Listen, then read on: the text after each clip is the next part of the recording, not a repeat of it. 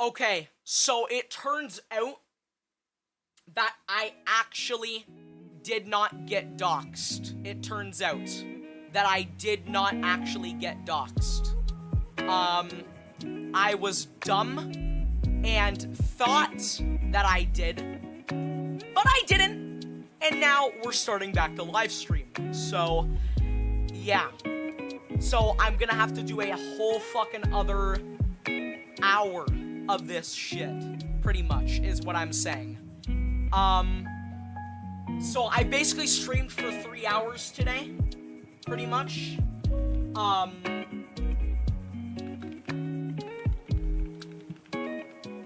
I basically streamed for 3 hours today, pretty much. It's actually bad. I did not realize that I didn't get doxxed and that it got blocked by the fucking auto mod. So I just, like, kinda shut down, I guess. Okay, anyways, so we're gonna continue Geometry Dash. You got me scared, gang. No, chat, I wasn't trying to scare anybody. I thought I got doxxed, but I didn't. No, because because I blocked, so I've been doxxed before on stream, right? So I blocked it previously with, and AutoMod blocked the message when they tried it again. The thing is, I didn't realize it.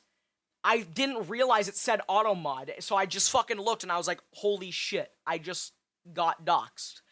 But I didn't, so we're going to, I guess, continue with this stream. And if anybody asks how I mixed that up, you're getting banned! Okay, so, we're gonna continue. Why does frickin'...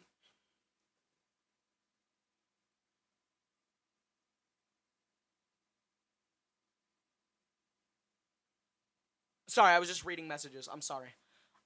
Okay.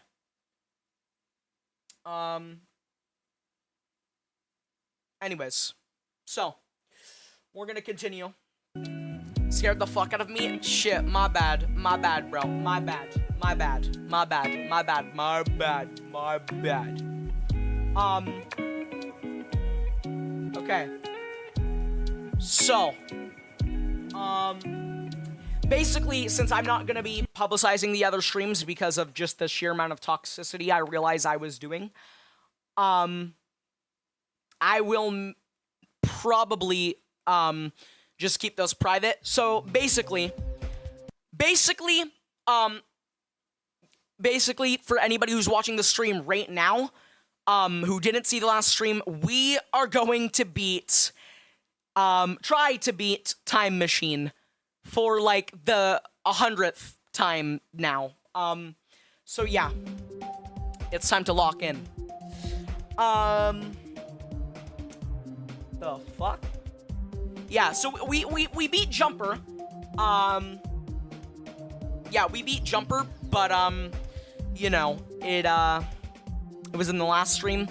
Let's beat Time Machine. You're right, let's go, bro. Let's just get into it. I'm gonna stop yapping.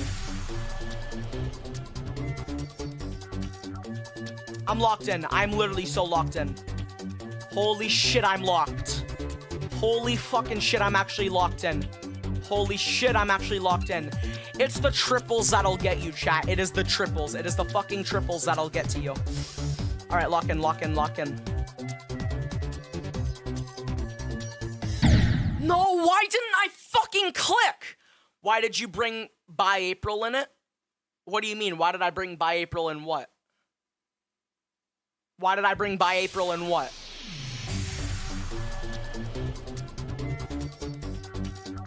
The whole Maxi situation? No, I was just, I wanted to see genuinely, like, all, like, jokes aside, all clowning aside, I genuinely wanted to see, like, Maxi might not beat by April and Darkness MP, but by April is also not beating Maxi and Nev. Yeah, obviously, because Maxi just no-lifes Nev. By April doesn't train Nev. That's why. I wasn't trying to, like, cause issues. I literally just wanted to see if Maxi was able to beat April. There we go. Now we jump. I wanted to see if Maxi was able to beat April or if April was able to beat Maxi. Whichever way you want to put it, I just wanted to see. No!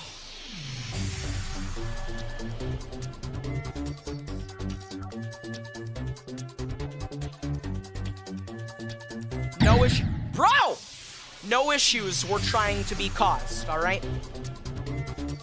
I was just genuinely curious. Curious. I cannot fucking speak. Curious. I was just genuinely curious.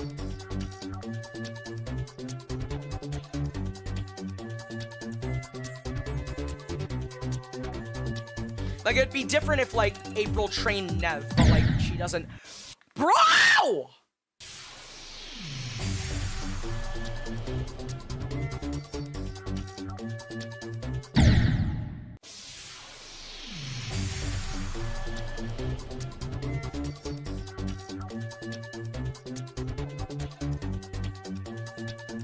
Easy level. April, if you keep typing, you are getting demoted and banned. Watch it. I'm not even gonna scream about it, okay? I'm not even gonna fucking scream about it. Actually, you know what? Yes, I am. You're banned! Alright, here we go. Finally. And, like, everything is easy for April. I feel like there's just nothing. Don't fucking do that! Don't do that! Don't fucking do it, please. Don't. Me train MC PvP? Nah, never. Bro, we cannot be serious right now. It's like, it's actually, it hurts my soul every fucking time.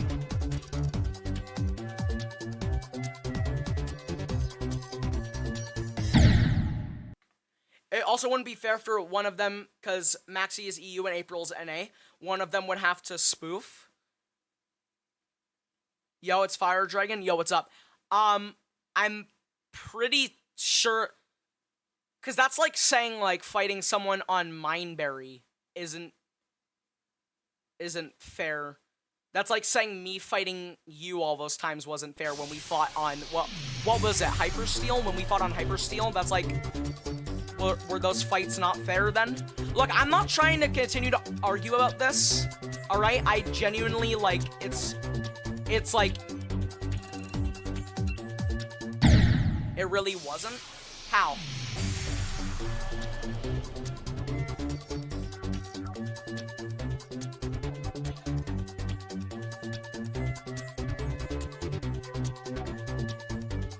Hold on, I'll read that chat in a second. I got it.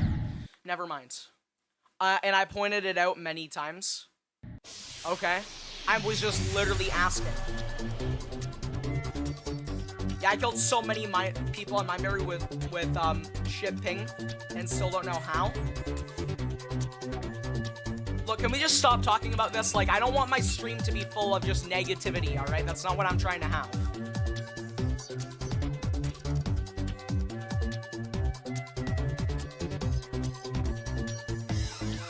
Also, like, he accepted the challenge. It'd be different if he was like fighting with me about it, saying, oh yeah, you know, like, I'm not gonna fight an NA player. He fights NA players all the time, like, genuinely.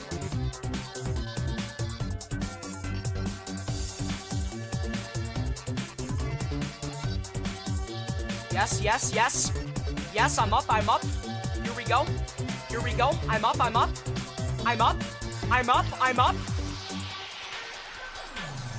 I'm up. Chat, don't.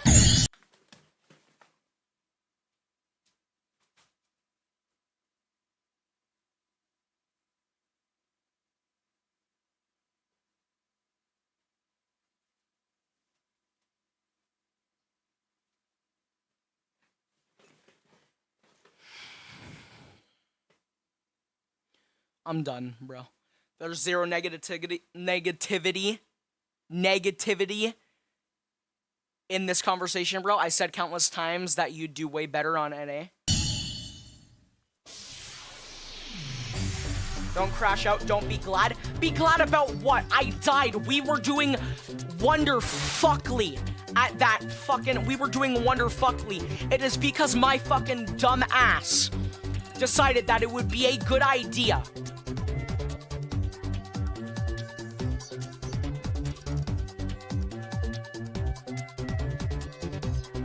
Everything is going to be okay. You're right.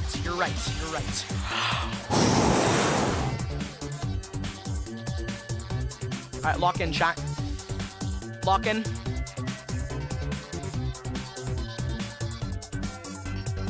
Here we go, here we go.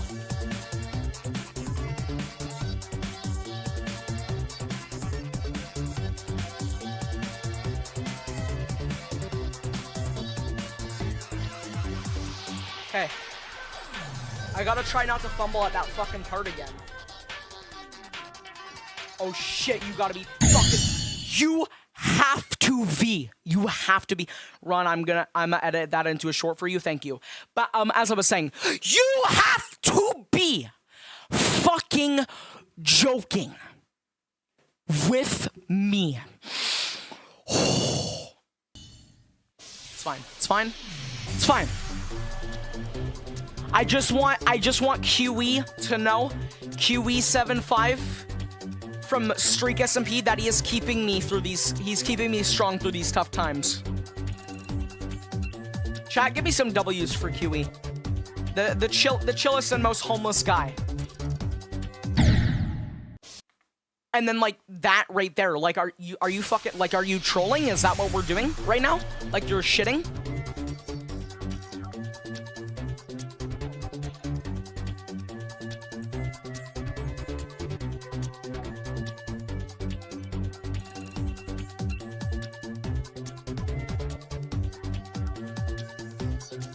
But chat, we're so fucking close. I know this may seem like, kind of like, you know, like, bad to say, but we are genuinely, like, this level is already, I can feel, for some reason, it is easier than fucking Jumper. I can just feel it.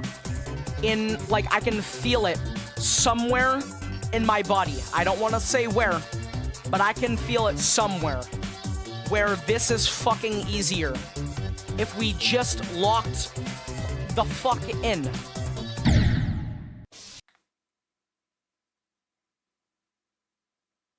Are you fucking kidding?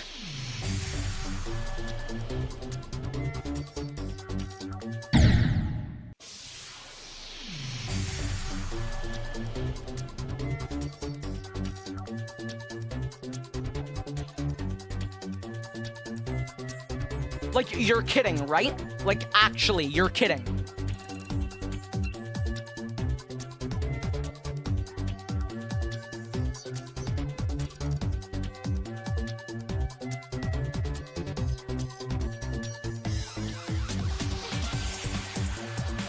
I cannot read that chat right now. I hope it's something good. Maybe a $50,000 donation. Maybe 200,000 bits. We'll never know. Because I need to lock the fuck in on this fucking... Ron, are you lagging or is it just the stream? If you, I think I'm lagging. I'm not gonna lie. I think I'm lagging. Oh my fucking god. The stream has always been laggy. Like, always. I don't think there's really much I can do to fix it. I'm not gonna lie. There's not much I can do to fix it. It's less laggy on the Twitch from what... Wait, 88YY, is the Twitch less laggy than the YouTube? If you're still in the stream, I'm pretty sure you left.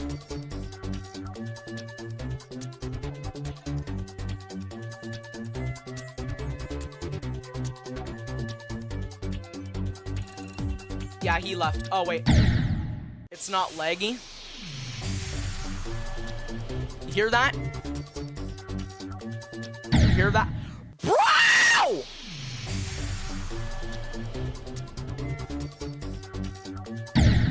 Oh my fucking god, now I'm having trouble on the most basic shit.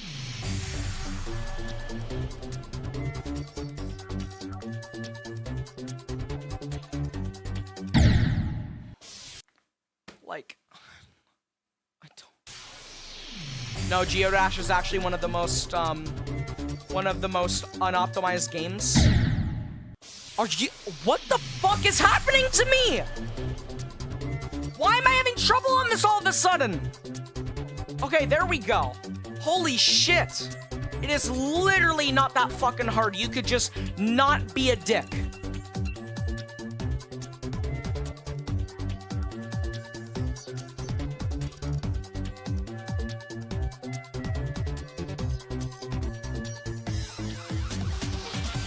All right, here we go. Here we go. Chat, shut up. Don't make a sound. Do not fart. Do not make a sound. Shut up. Let me lock in.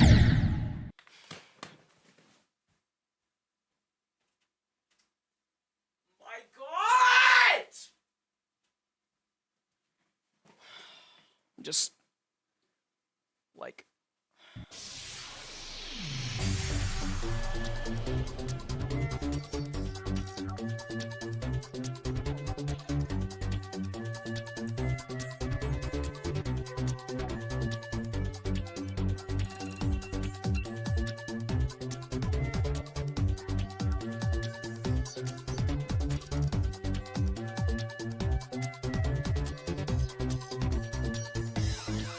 Or use practice mode?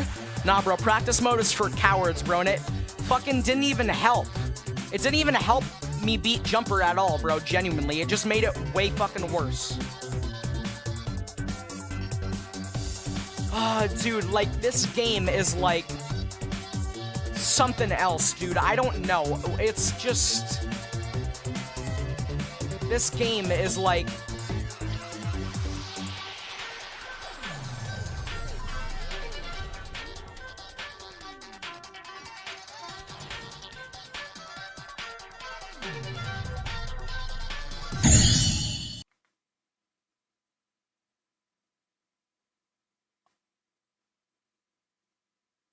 What the fuck just happened? Have you ever thought about cart PvP? Cart PvP is single-handedly the worst fucking thing to ever walk this platform. Or to ever walk this fucking planet. Not platform. What am I trying to say? What am I trying to say? I don't know what I'm trying to say. What I'm trying to say... Actually, I do know what I'm trying to say. What I'm trying to say is... Cart PvP sucks the biggest dick. It sucks. I hate cart PvP with a passion. Cart PvP is the reason why fucking, like, I don't know what it is. Like, and this could be, like, okay, you know what? No. I don't care if I even die. We're genuinely running a poll right now. We're running a poll right fucking now. We are running a poll right now. Cart PvP. Yes? No. Cart PvP, and I'll also do one on the Twitch real quick as well. How do I do a poll on the fucking Twitch? How do I do a poll on the fucking Twitch? How do I do a poll on the fucking Twitch?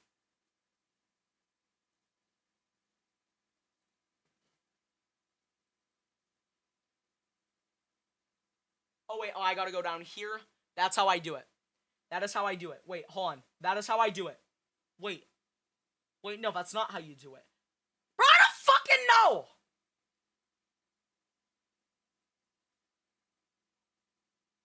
I don't fucking know how to do it on Twitch. But what I do know is that it sucks. Is what I know. That is all I know. Is that it sucks. Alright? It sucks. I used to be good at cart. Yeah, well, you're not anymore. You fell off that cart, so... I'm sorry. Anyways. Fucking... I just realized I said I didn't care. I just realized that I said I did not care if I died. So I'm not gonna care. Fuck no, we hate cart. Exactly, bro. Exactly. Oh, wait. I thought that was 88YY that was typing because it was the same color. I thought it was 88YY because it was the same color. My bad. All right. Literally, there's no fucking way that... Bro, there's no way.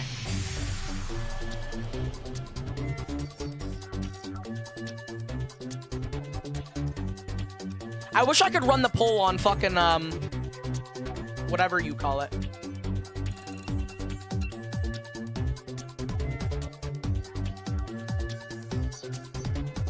On the Twitch. I don't know how to do it. I don't really know how to work Twitch that well. Bro!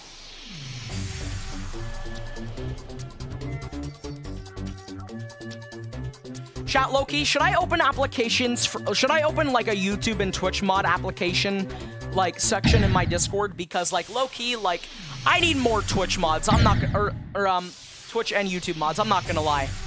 Most of my mods are inactive. Honestly, I should make 88YY a YouTube and Twitch mod because he's literally the most active person in all of my streams. Like, genuinely. He's the most active person in all of my streams. Like, I'm being so for real. I'm gonna, you know what? You know what? Chat, type 1 if I should mod 88YY. Type 1 if I should mod him. Type 1. Type 1 if I should mod him. My mom is home, so ignore the dog barking. Chat, type 1 if I should mod him.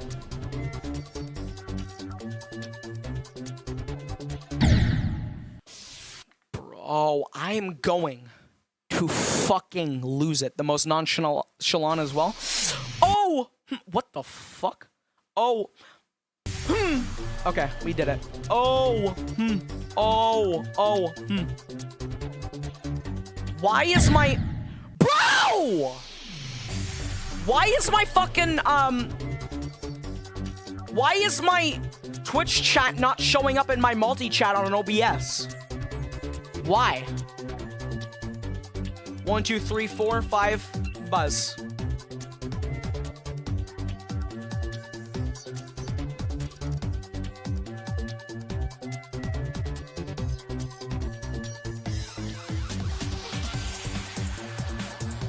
All right, here we go, chat. We gotta lock the fuck in. I'm being so for real. Like, I genuinely...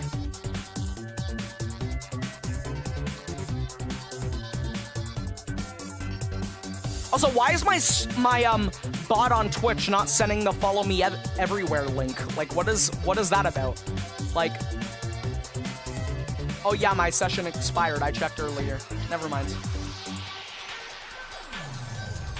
I'll have to do that for next stream.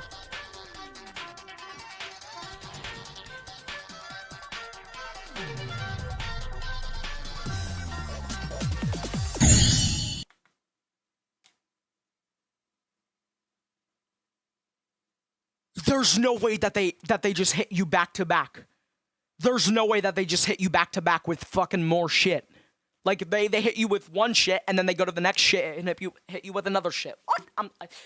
I don't know what I'm saying, bro. But like, there's no fucking way. Hold on, chat. Let me put on some stream music. I genuinely gotta see.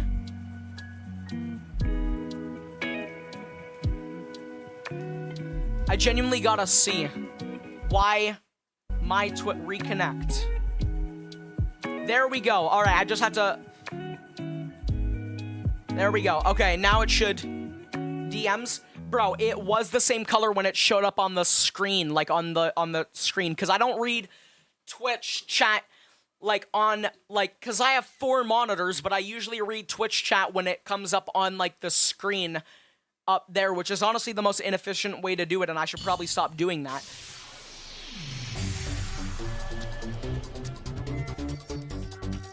I actually gotta go about making another setup tour video because my setup has generally changed so much, it's actually insane. A gnome? What are we talking about, bro? What gnome? Chat, we're so unbelievably close. Like, we got further in this level in one day than we did with fucking Jumper, and that says something.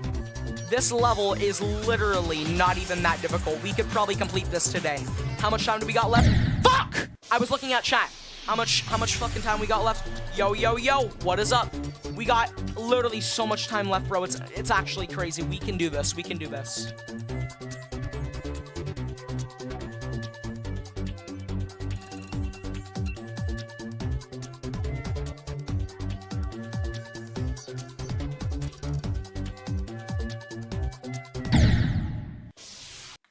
I should probably stop doing that.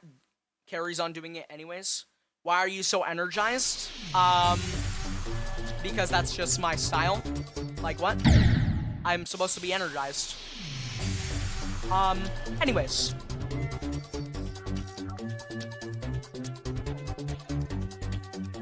Let's go. Lock in, chat. Lock in. Like, if I wasn't energized, then, like, and I was just, like, sad all the time, and, like, brought the problems that I have to deal with into my streaming stuff, like, it would just, like, someone's gonna watch my stream, and then their day's gonna get worse. I don't want that. I want my stream to be, you know, a fun place for everybody. Bro, like... It's, well, because you're, like, a new streamer, like, weird. Well, I've streamed on Twitch or on YouTube for, like, the past, like, it's been, like, 2 years, and I've been streaming on YouTube.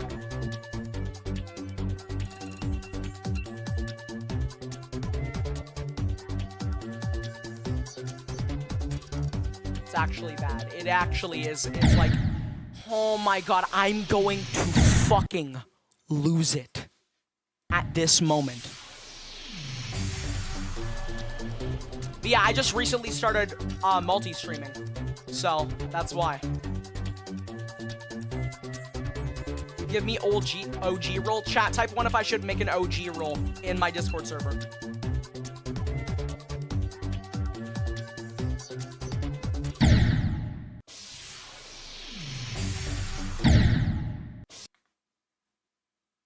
I am depressed as fuck. Holy shit, thanks, my day just got 10 times better.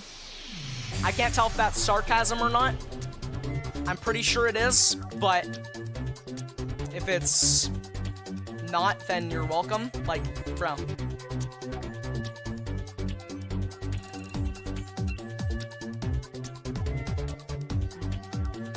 One, bro. Okay, guys, why are we spamming?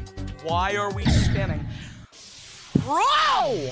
It is not, I swear. Oh, all right. Well, then, no problem. Glad I could make your day better.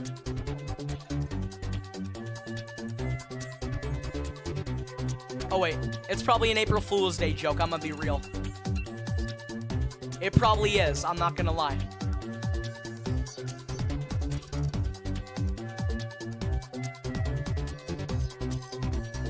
I almost just fucking fucked myself over with that one. All right, let's go. Lock in. Chat, don't type anything. LOL, April Fools, got you. Yeah, I figured. W jokes, bro. W jokes. Bro, here we go.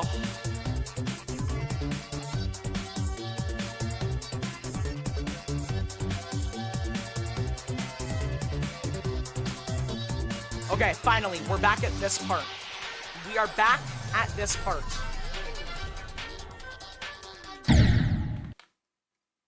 You have to be fucking joking. Like, I didn't mean to click that. You've got to be actually fucking joking with me, right? I am going sober. I beg to plead the fifth on that one. I beg to plead the fifth on that one.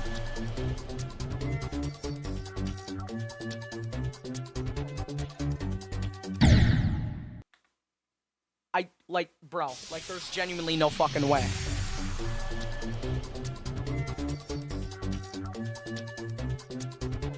Quit the game? Bro, I'm not quitting. I will not rest until I beat this level. Do you understand me?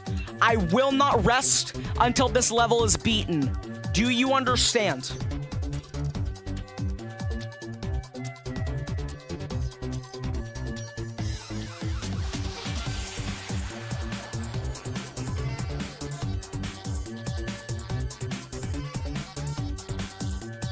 Chat, I'm telling you, this level feels 10 times easier. Of course I fucking say that. I say that and then I fuck myself over, but I'm telling you that this genuinely is 10 times easier than Jumper. I'm telling you guys. I'm telling you guys that it is 10 times easier than Jumper. Like, we've gotten further into this level than we did with, like, in 3 days in Jumper. I'm telling you! We did. I'm literally telling you. I'm telling you. This level is doable. It actually is. It actually is. It actually is. You guys just gotta believe. I need your guys' energy right now. Please. I don't want anything else for Christmas. I just want to get past this level, bro. Please.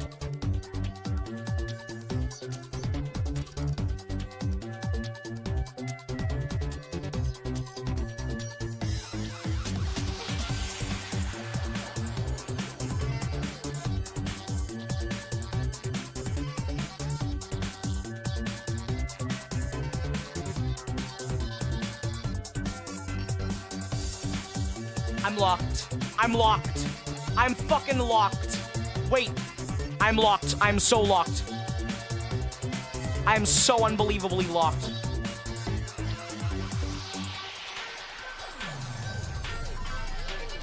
I'm so unbelievably locked.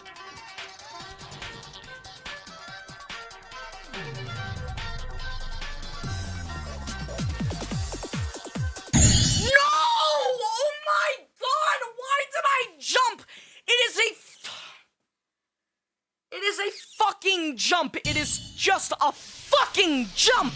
You don't fucking jump. You don't jump. You don't, you fucking fall down. You don't jump. Oh my god, it's actually...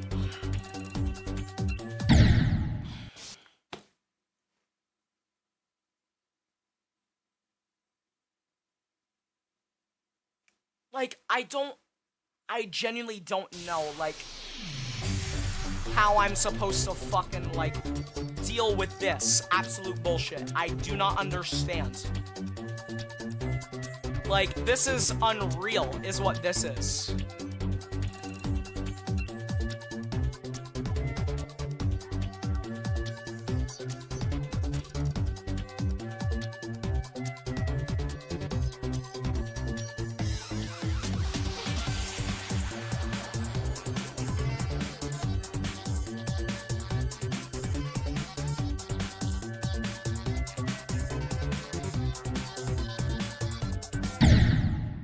And then I just do the stupidest shit like that. Just stop talking when locking in, bro. It's Real Me calls it the zone in unstable SMP. Buzz! Alright! Why are we bringing unstable into Geometry Dash? And also, that's kind of bad. Like, that's kind of bad to do because you're supposed to commentate. Bro! You are supposed to commentate. Ball right? Ball right. Okay, no. I actually gotta lock in. I genuinely gotta lock in. There's no fucking reason why I should suck this much dick at this game. There's no fucking way, right? Unstable community is so corny. Not for real. I genuinely do not like Unstable. I'm gonna be so for real. I do not like Unstable. I'm gonna be so for real. I do not like Unstable. Like, it's okay, but it's like... Alright. Chat, or you could just do mine, and we call it the buzz, alright? We just say buzz, alright? That's mine, chat, that's mine. Chat, I cannot read any chats. Give me a second.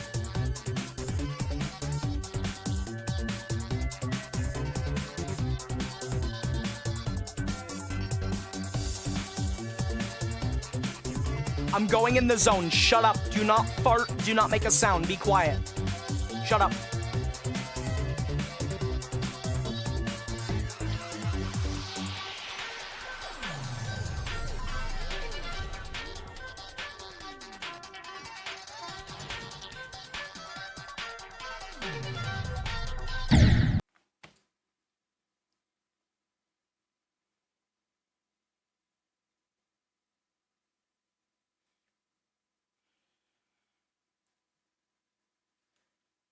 Nothing in Unstable should be conveyed to anything. It's all fake. Their series is fine. The community is corny. I actually watched the series, but I don't like the community. What does the community do? I'm gonna be so real. I don't know anything about the Unstable community. It's like...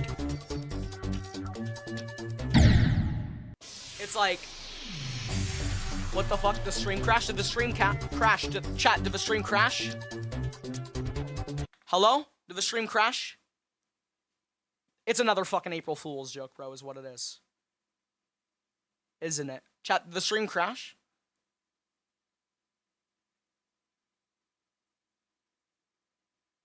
The stream did not crash, bro. Come on, please. Bro, I am going to fucking lose it, bro.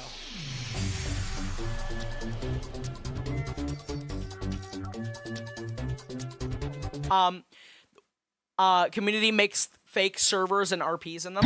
Oh my fucking god.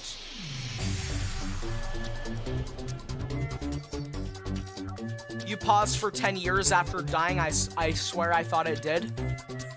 Chat, the April Fool's jokes, they just, like, they literally went from being funny to, like, just, you know, like, being annoying. It's like, it's actually, like, the joke is over!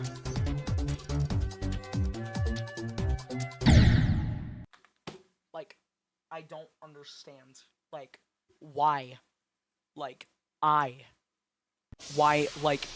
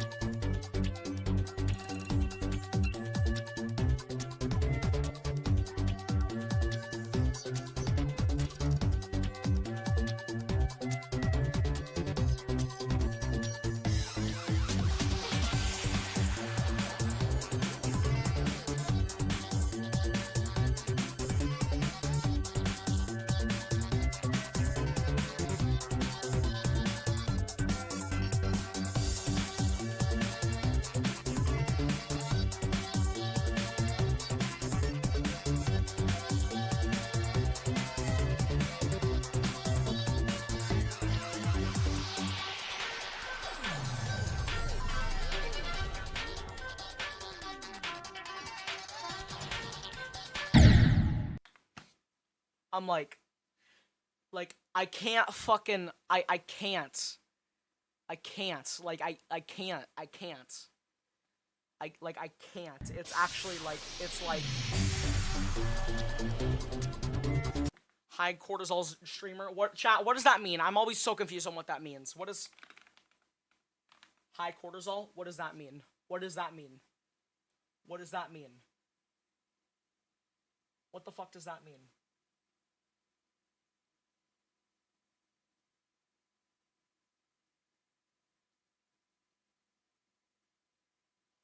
Yep. GG. You're banned! Alright, let's keep going. Bro, there's no fucking way.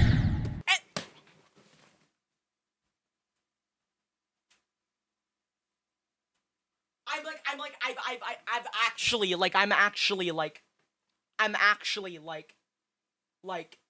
like, this is unreal, is what this is. I'm getting a FaceTime by my mom. Give me a second, chat. I will be right back. Give me a second.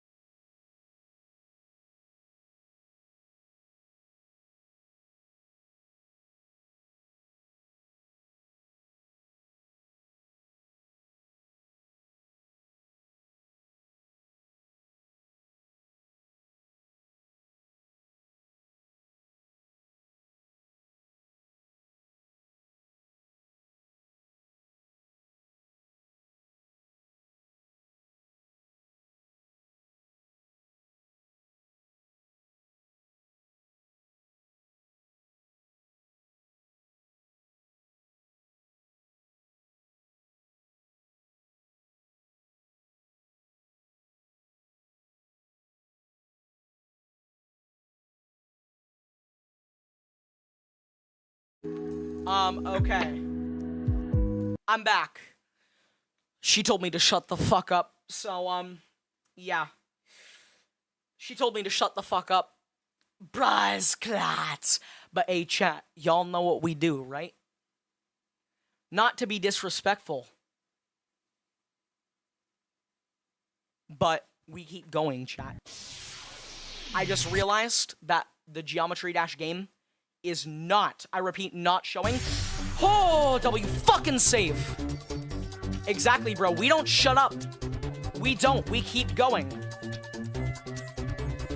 But be louder. Exactly, chat. We be louder.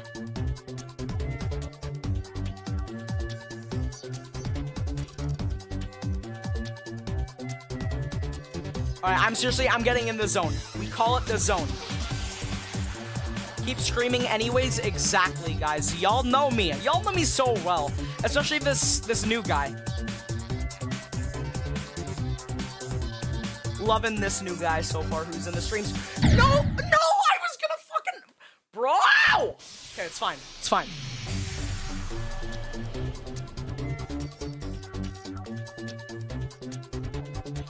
Chat. Let me lock in, please.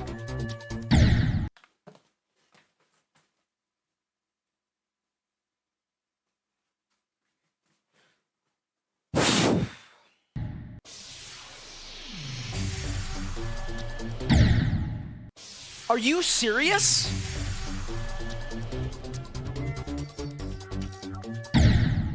Okay, now this is just fucking ridiculous, is what this is, okay?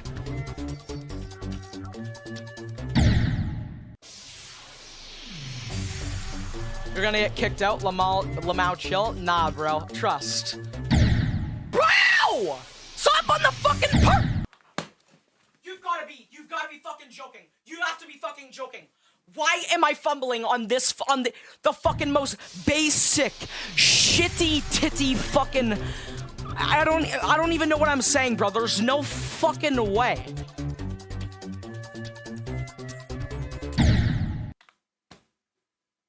Hop off the game for fuck's sakes. Nah, bro. Nah, bro. Yell at the top of your lungs, I dare you? Nah, bro, that's too much. That's where I draw the line. Like, what is happening? Like, genuinely. Like, what is happening? There's no fucking way.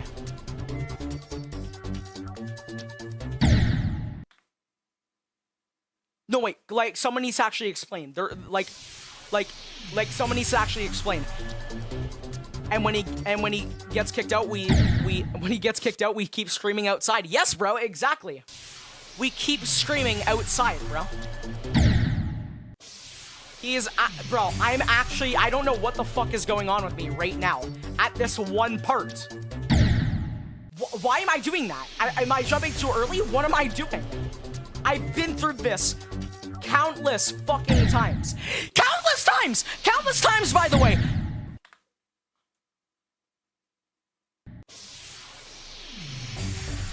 What is actually happening? There we go.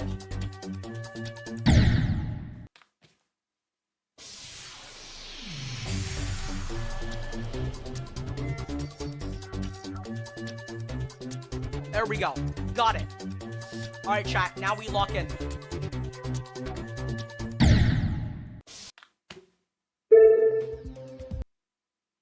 Hey, chat. Hey, chat. Hey, chat. Tell me what time it is.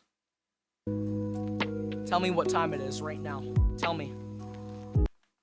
Why does the music always pause when I do that? Time for Minecraft? Nah, bro. It's time for something even better.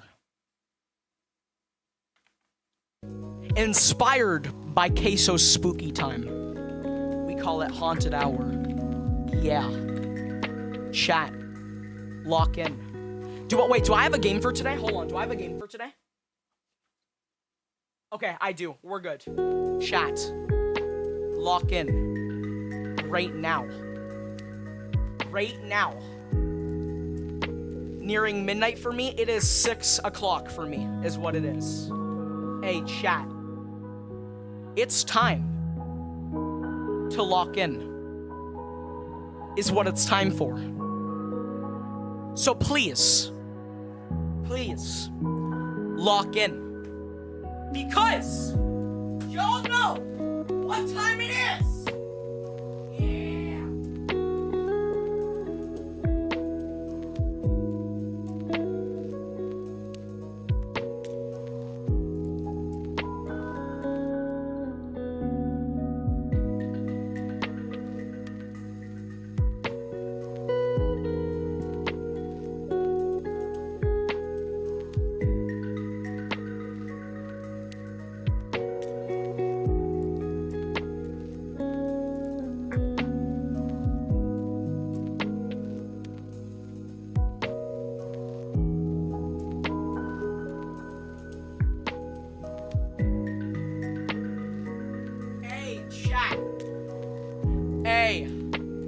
Chat. Lock the fuck in. He got kicked out. Guys, what do you mean I got kicked out, bro? What are we saying, bro? It's Haunted Hour once again. Lock in. I'm genuinely really hoping that my computer does not fucking crash when I launch this game. All right? I'm genuinely banking on the fact that it does not crash when I launch this game. But hey, chat. Lock in. This game had really good reviews. So, yeah. Yeah. Yeah. Yeah. I don't know what I'm trying to say, bro. I really don't. I really do not know what I'm trying to say. All I know is that it's time to lock in. Holy shit, that is fucking loud. 0 out of 10 rage bait? What are we talking about? What rage bait, bro? What rage bait? Yo, Ash, are you in the stream? Like, can we get a ban on this guy, please? Like, actually? Chat. Lock in. So, this game, oh my goodness, it's lagging. This game, what is the fucking volume?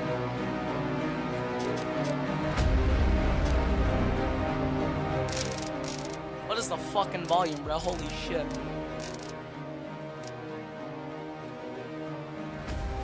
What rage bait are we talking about, bro? 0 out of 10 rage bait. 0 out of 10 rage bait. Like, what? Like, what are we? What are we talking about? We as a collective, what are we talking about? So this game is called Scrutinized. And so, yeah, the reviews were really good. So, lock in.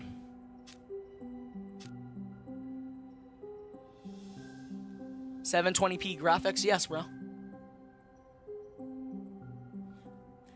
How did we go from loving the new guy to can somebody ban this guy? What the fuck? Bro, that's just how we do things around here. You know, if you ever come back, as you'll learn.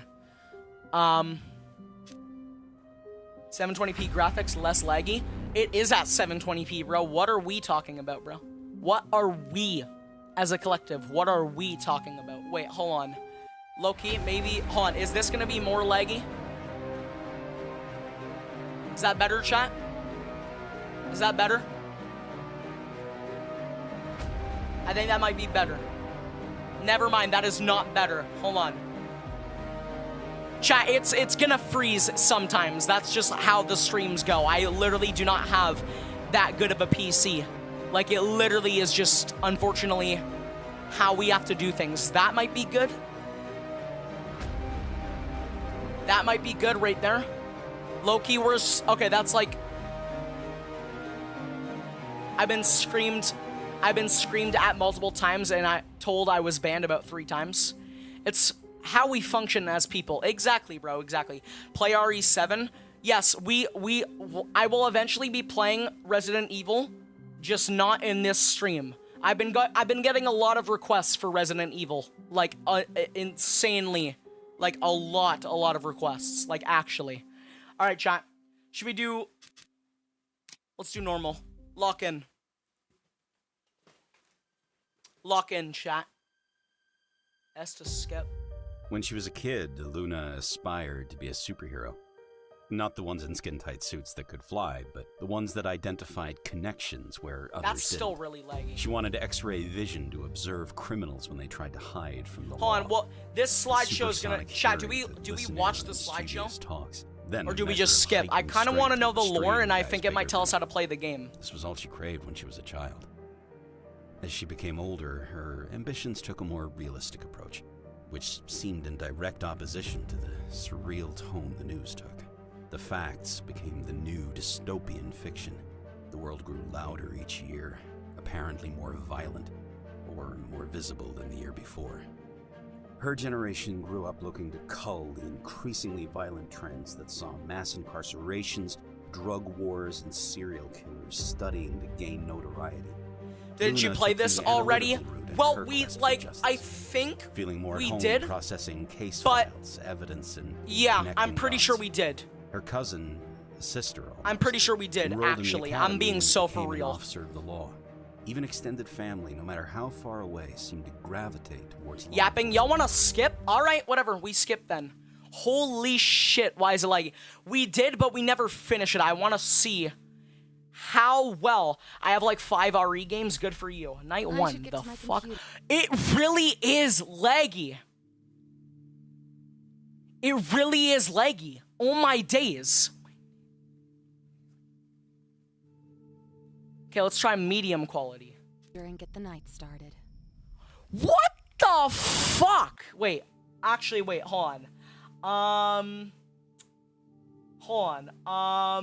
Quality, potato. Did that? Oh my god. Oh my god. What is going on? Bro. Like a good long time ago. Yeah, most likely. What is going on? The stream cannot handle this game. We might have to play a different game, chat. We genuinely might have to play a different game.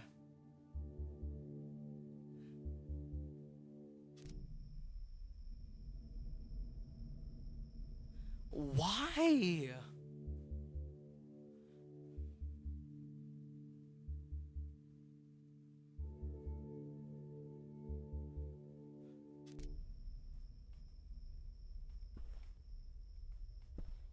Is this good enough? It'll get chat. It gets better with the more time we play the game. The thing usually gets used to it, and it gets better. I think we're just gonna have to deal with this for now. I'm not gonna lie. I think we're gonna have to deal. Off. Just turn that off. Or we could always pirate as absolutely wild. Oh my god, why is it genuinely lagging so fucking bad? Why is it actually lagging so bad? Oh, wait. No. Wait. Wait. No. Wait. No. Wait. No. What the fuck is actually happening?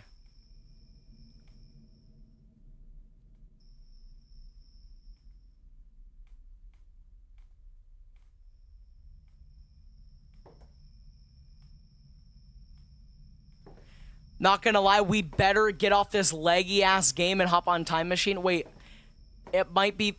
Chat, it usually freezes anyway. Y'all like acting like this is out of the ordinary. Y'all know this is what, like, except for the new guy. It usually lags like this for the first little bit anyway. It literally usually does this for the first little bit anyway. Like, it's not... Oh, it is... Okay, no, looking at the OBS, it really is that bad. Alright, never mind. Never mind. Bro, that sucks. That sucks so much. How is it not lagging when we were playing fucking Geometry Dash, but it was lagging when we were playing fucking... that game? That game, like, is better optimized than... Like, I actually am gonna have to go about getting a new PC because, like, I clearly just cannot stream, like, at all. Clearly. What other games do I have? I'm trying to find other games that I have. Like, there's literally no reason why it should be doing that. Like, my settings are perfectly fine. Like, I stream with fucking, like, 200 bit, or like 2000 bit rate for fuck's sakes. There's no fucking reason why it should be doing that. In the slightest. What is your CPU? i5 8600K. Holy rage bait? Bro, what rage bait? What rage bait are we as a collective? What are we talking about? What are we talking about? We. What are we talking about? What rage bait are we talking about? There is no rage bait going on. The rage bait that you're talking about? GPU GTX 970, which is most likely the cause of it. I'm not gonna lie, because it's a shitty GPU. It's not the best, but I thought when I bought it,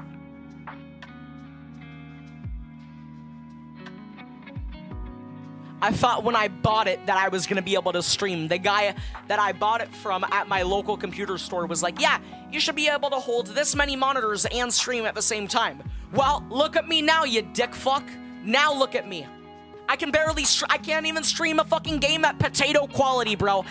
We are cooked, is what we are. We are cooked. Yeah, your GPU is limiting your CPU? Yeah, I figured. Hold on, I need to figure out, I'm gonna see if I can change my settings. Hold on. I'm gonna see if I can change my settings. We're honestly better off. Mod me, bro. I'll be sure to occasionally rage bait. Nah, bro. Nah, bro. Hold on, wait. Hold on, give me a second.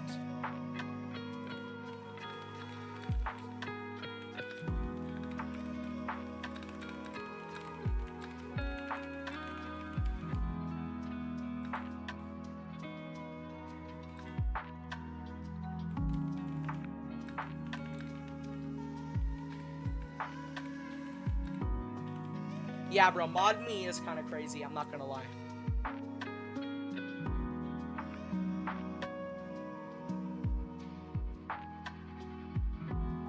Okay, I'm on that. Alright, I'm gonna try moving the bitrate down and see if that... Okay, and then wait, give me a second.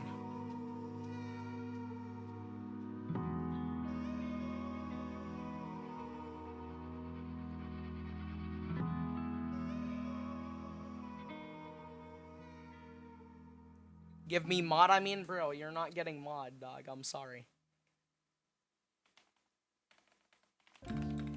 Chat, give me a second. Give me a second. Hold on.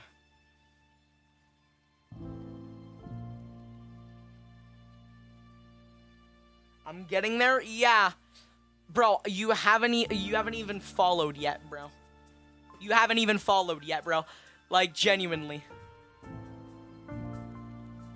Okay, chat, while I'm figuring this out, just hold on.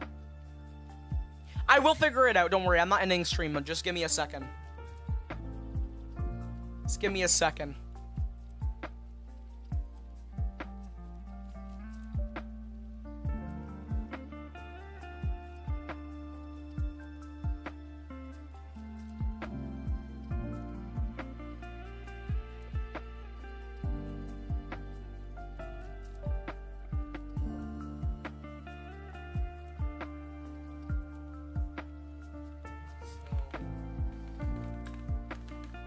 I just gotta do research. Hold on. Okay. There. And then let's see.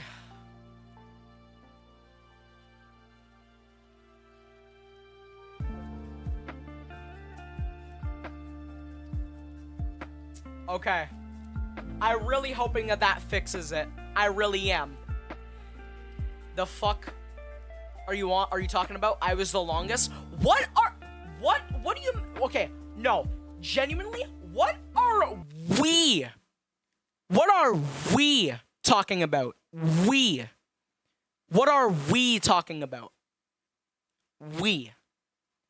Bro, I'm watching Ron since he had like 150 subs. That's a lie, bro. You've been watching me since like 450, but still, he has a point. What are we as a collective talking about, bro? What are we talking about? What are we talking about?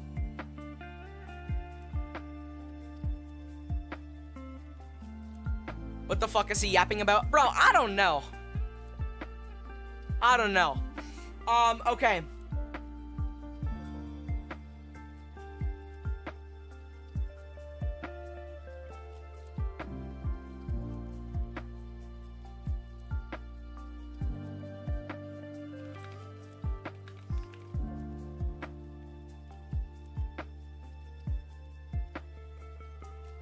Okay, wait.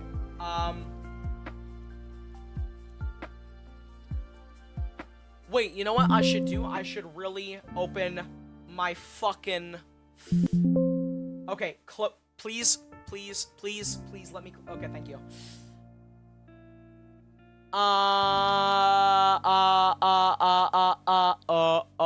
Stats.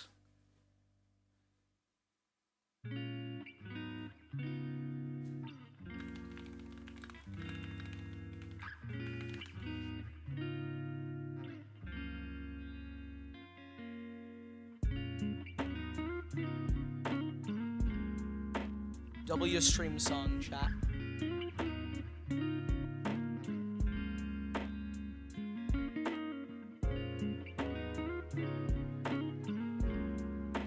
Okay, I got it.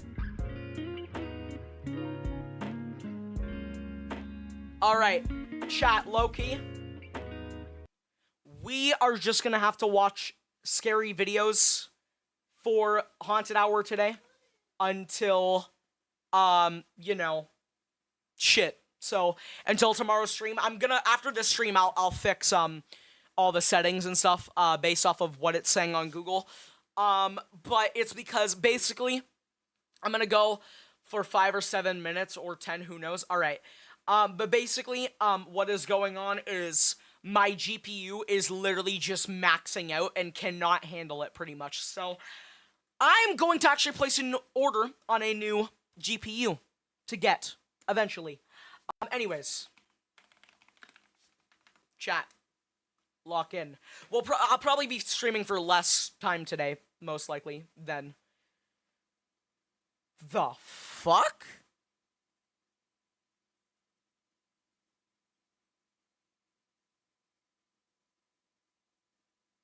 All right, chat. Here we go. Bro, like, you want mod. You haven't even followed me yet, bro. Like, what are we talking about? What are we, as a collective, what are we talking about, bro? What are we talking about?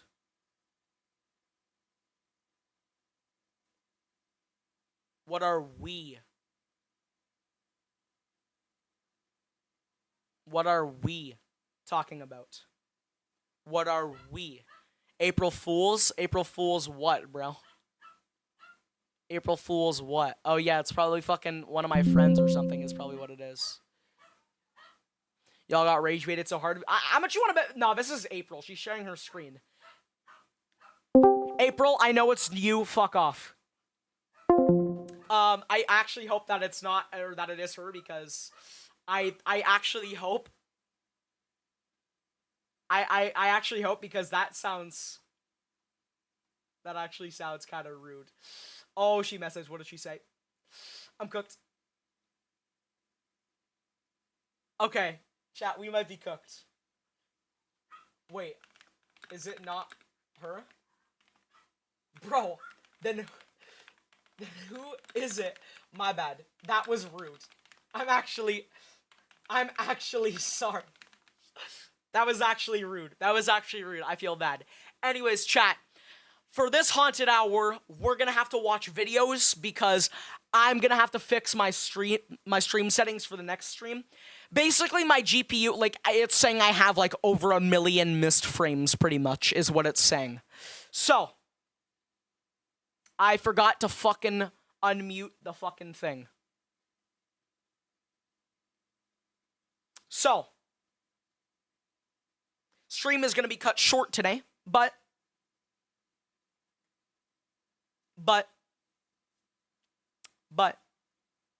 let's go. Why is it lagging there too? Even on videos? There's no way it lags even on fucking videos, bro. You've got me all of the way messed up, bro. Okay, I guess that's gonna... Oh? Okay, there we go. It's fixed.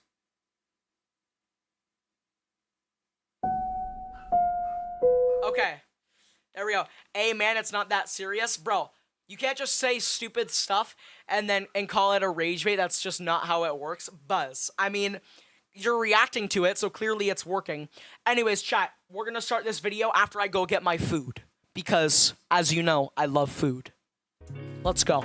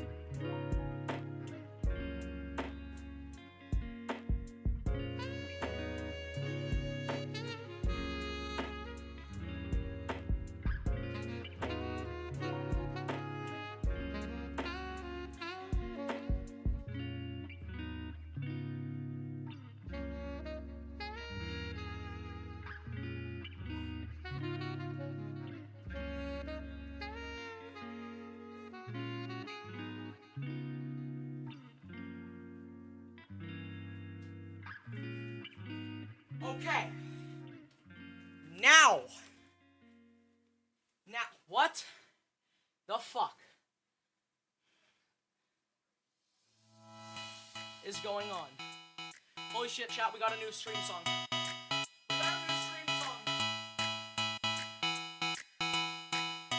Bro,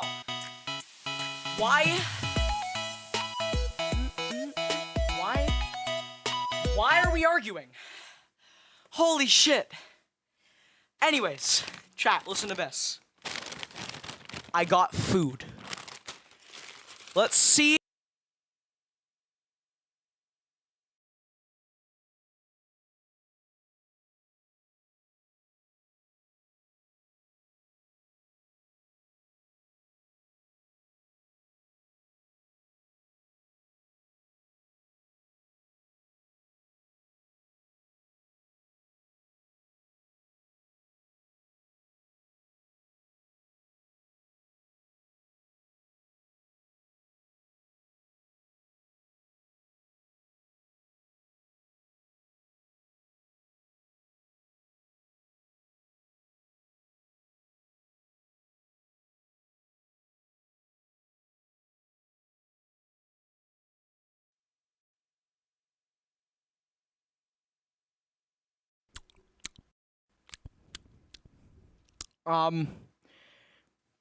My mic cut out, and for some reason my audio software crashes every time I try to fucking fix it. So, anyways, lock in on this video right now. I got me chicken fingers. Let's go.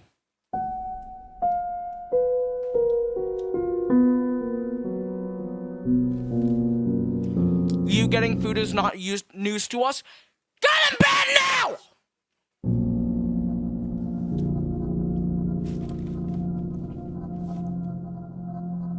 Rather chew with your mouth closed. I was doing that for the clip, bro. Like, holy shit. Today's video is sponsored by Audible. I don't give a fuck about the sponsorship. Awesome. Thank you so much for the fucking... Why am I the most clean person on earth getting fucking shower ads, bro? Can someone explain that to me? Why I am getting shower ads? Like, anybody. Anybody have any ideas? Anybody? Oh, wow. Thanks. Thanks, my sister who just came out of fucking nowhere just to say that. Thank you. Really appreciate it. My own fucking blood. Gotta be fucking kidding me, man.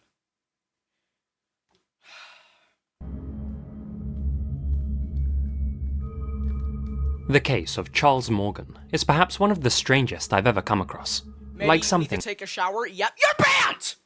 ripped straight from the pages of a David Lynch script. And let me tell you, it's absolutely filled to the brim with a whole host of cryptic clues that'll leave you scratching your heads. Impossible situations. Sister? No, chat, you got it all wrong. It's L sister. It's L sister, chat. It's L sister. Hitmen, oh and the Mafia. And this one's got it all. And you'll soon realise why it's left investigators baffled for years. So get your shovels ready, because we're about to dig into this bizarre rabbit hole and see if we can figure out what really happened to Charles Morgan. Fuck.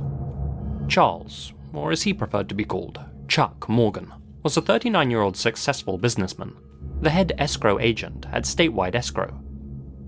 Described by those who knew him as an unassuming workaholic, Chuck still managed to make time for his family and made a point of driving 2 of his 4 young daughters to school every morning. March 22nd, 1977 was no exception.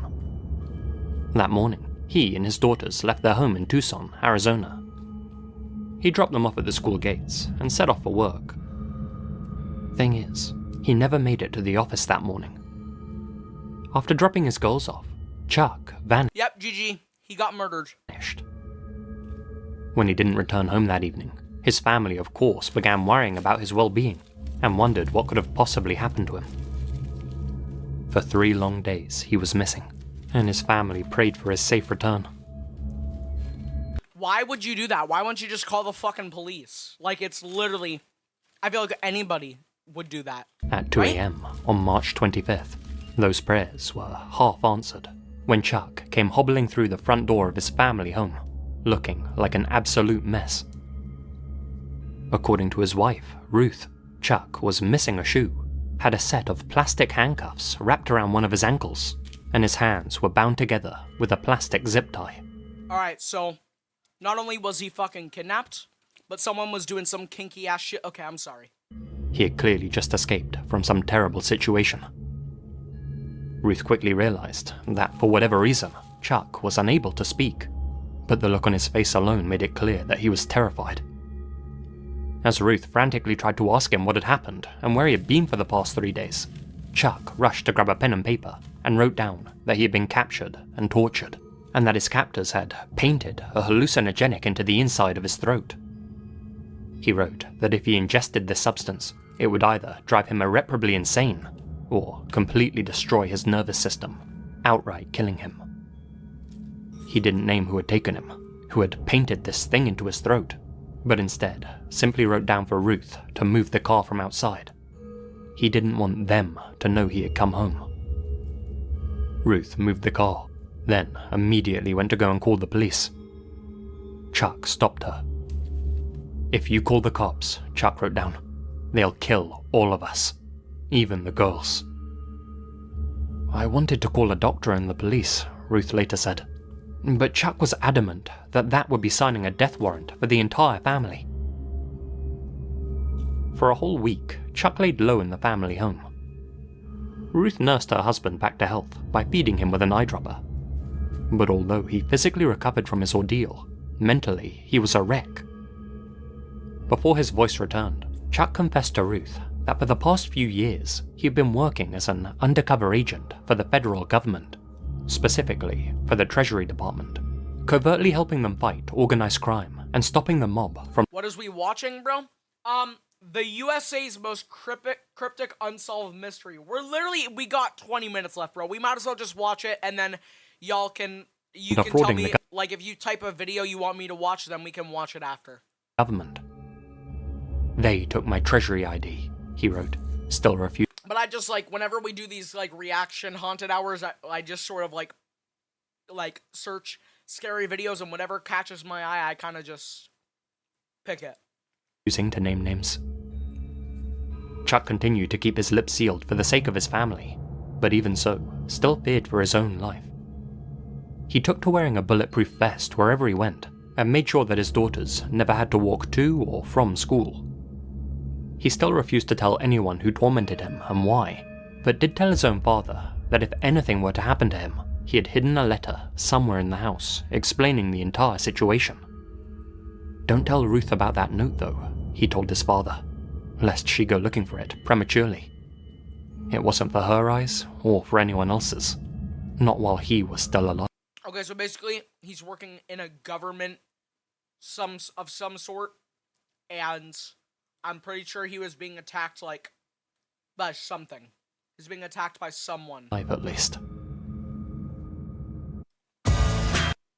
Awesome. Thank you so much for that. Is it fine if the video is in check? You can just focus on the more scary parts. I'm not gonna understand one bit of it, so I mean, I would rather not. I'm not gonna lie. Like, we can definitely watch something you want to watch, just I don't want it to be in check, because I don't understand check.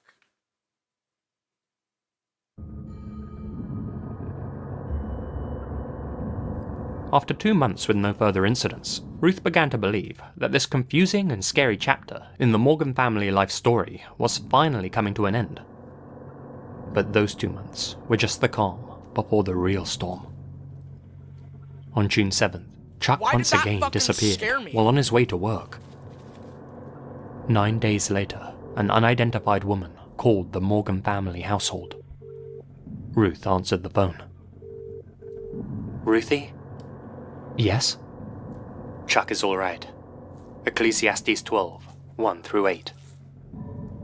After leaving that message, the unknown woman immediately hung up the phone. Ruth got out her Bible and flipped to the passage the woman had named, Ecclesiastes 12, 1-8. That passage reads as follows: "Men are afraid of a high place and of terrors on the road. Remember him before the silver cord is broken and the golden bowl is crushed. Then the dust will return to the earth as it was, and the spirit will return to God who gave it." What was that supposed to mean? 2 more days after receiving that cryptic message, Chuck's lifeless body was found in the desert near San Juan Springs. He had been dead for approximately 12 hours. GG. He was still wearing his Kevlar vest, but had been shot through the back of the head. The shot had come from his own Magnum, which was lying in the dust beside him.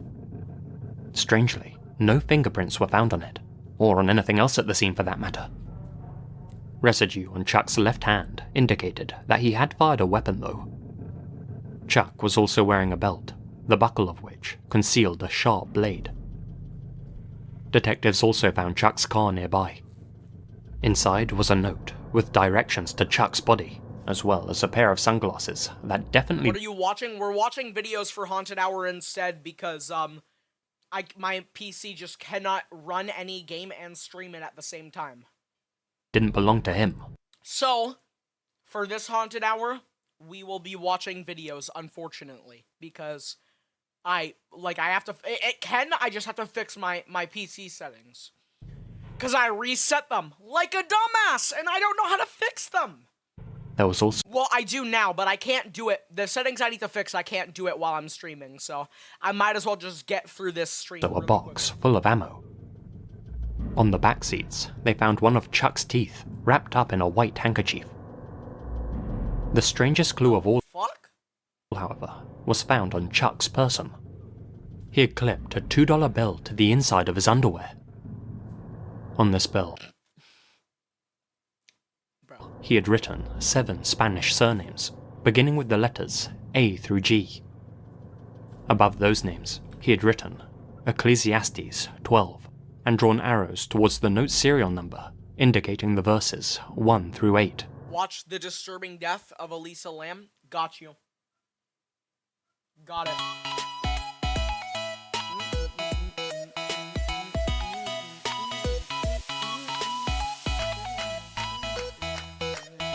Chad, this might be the new best stream song, I'm not gonna lie. I'm not gonna lie. Chat, at the end of the stream, we're gonna do... Oh, is this thumbnail gonna be scary?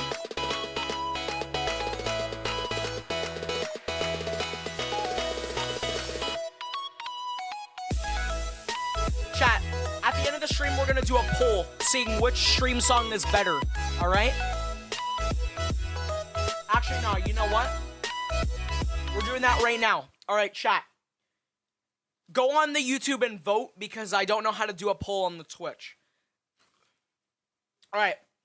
Which song is better? Before we start the video, I know a lot of you probably just want to get into the video, but which song is better? Alright?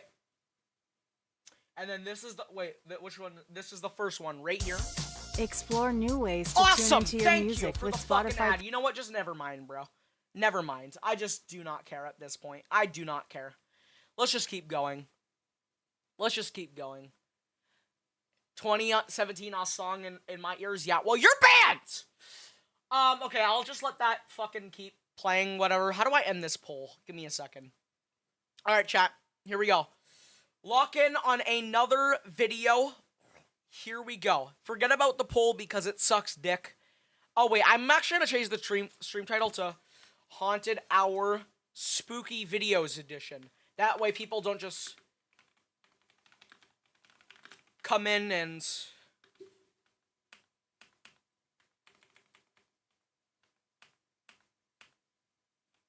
How did you get an ad? I don't have ads on YouTube yet. Alright, chat. Let's lock in right now. Are y'all ready? Let's lock in. Oh, wait. I got an ad. Never mind. I thought you said had it... My bad. My bad. I'm dumb. I'm actually dumb. I'm actually dumb. I gotta learn how to fucking read shit. My bad. Alright, anyways. I'll just continue to play that one. Okay. Let's go, chat. I forgot to... Oh my god, please. Someone needs to, like, genuinely... I need help, dude. I need help. Okay. Let's go, chat. Right now. Why is it still not playing? I unmuted the fucking thing. I didn't? You bitch. Alright, here we go. Now we go. Oh! Alright, let's fix the camera. So today we're driving to the Stay on Main Hotel, or as it was formerly known, the Cecil Hotel, as part of an ongoing series where I tell... This one? 8YY, are you sure this is the one you're talking about? I searched exactly what you told me to.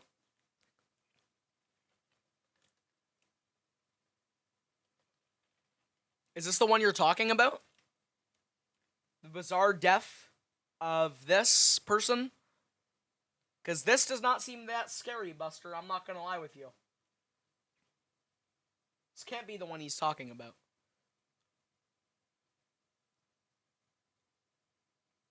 I said disturbing? No, I literally searched disturbing. I literally searched disturbing. I searched disturbing. What are we talking about?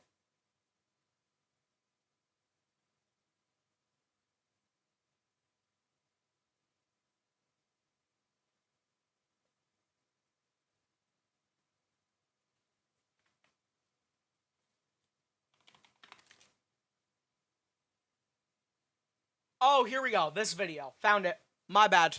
I'm actually, like, kind of slow. I'm not gonna lie with you. I'm actually incredibly slow. Bro! Fucking L ads, bro. Holy shooty tooties. Okay. Here we go. This one. Is this one also by Nick Crowley? It is, you bitch. I got it. I got it. I got it.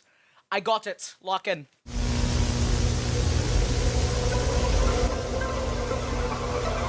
This, take a look, is 21-year-old Elisa Lamb. Elisa Lamb was said to be traveling to Santa Cruz. A Canadian tourist was traveling alone on January 28th. Gruesome find, very perplexing mystery here. What more do we know about this case?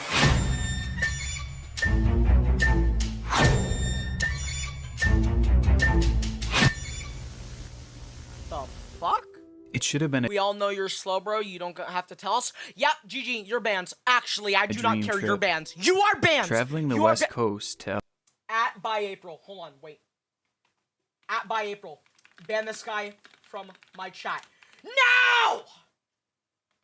GG, you have officially doomed yourself, as you can see. As you can see, you have officially doomed yourself. Good day. Good day. You have doomed yourself. LA and then to Santa Cruz would be viewed as a blessing for practically anyone. And that's exactly how 21-year-old Elisa Lamb felt when her parents gave her The fuck? permission to go. It wasn't easy to convince her strict parents to allow her to go. Who do I need to ban? I was joking. Yeah. Nah, bro. Nah, bro. Nah, bro. Nah, bro. You have doomed yourself. It is too late. It is too late. You have sealed your fate. You have sealed your fate. You have sealed your fate. Goodbye. on such a trip alone. But she By the way, don't actually ban him. I was just joking. I did not think you were gonna come into the stream, so that's my bad. If you actually thought you needed to ban someone, I am sorry. gained their approval with one condition, that she would call home every night to assure her parents that she was okay. So, that's what Elisa did. Give me their name. Day 1, she called home after reaching the Cecil Hotel, and she called home the second and third days as well. But Lamb's phone call home on the fourth day of her trip would be the last time that her parents would ever hear from her. It was the start of This is not scary, by the way. February 2013 now, and days had gone by without anyone hearing from Elisa. To make things strange, What does wallahi mean, bro? Why does everyone keep saying wallahi, bro? I'm doing worse than ban them? What are we talking about? What do we mean by that? What do we mean by that? Square Up is absolutely fucking wild, bro. That is the wildest shit. stranger, Elisa was supposed to have left LA at this point and should have been in Santa Cruz for the last leg of her trip. But strangely, Elisa hadn't checked out of her room at the Cecil Hotel. Due to this, police were notified and an official investigation was soon underway. Upon searching her room, police found most of Lamb's belongings, and there was no sign of a struggle. They searched all the hotel rooms. The fuck? Wait.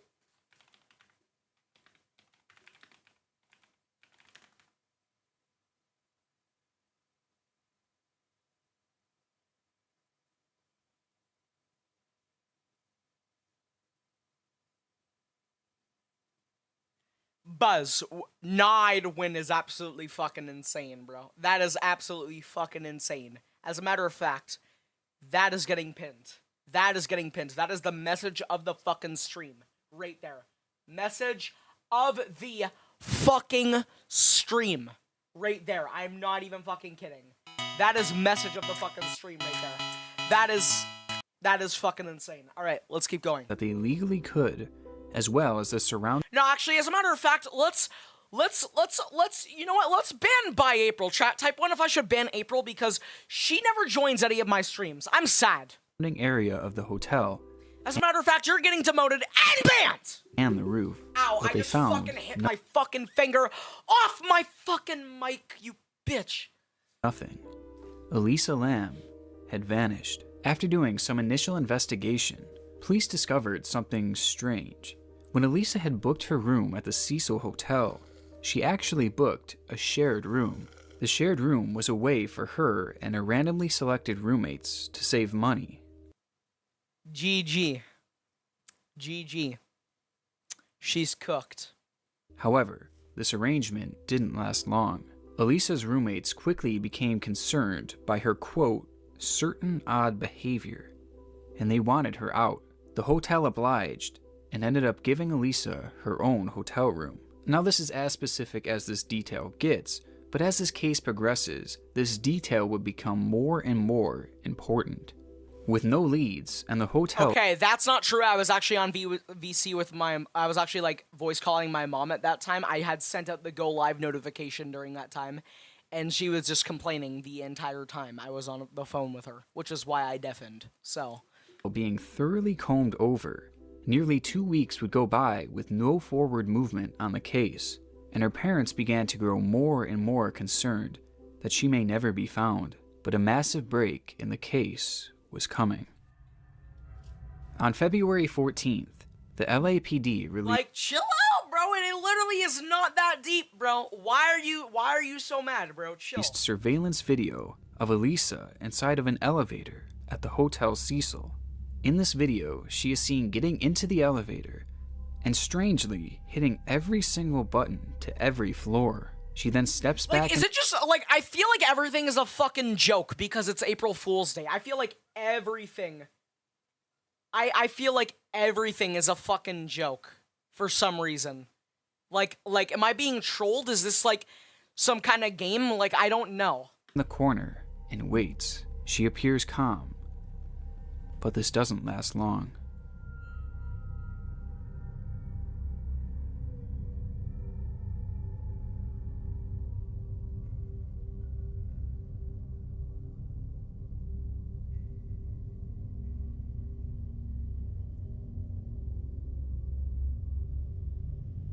Yo, bro, so, like, what are we doing? The fuck? It seems as though Elisa is scared and hiding from something. As she steps out of the elevator, What, the fucking she dance appears moves she did with her disheveled fucking and is leg? That clearly wasn't on edge. hiding from someone, bro. She's fucking, like, bro. She then tries fucking pressing she's all dancing, of the bro. buttons on the elevator again, and the strange behavior continues from there.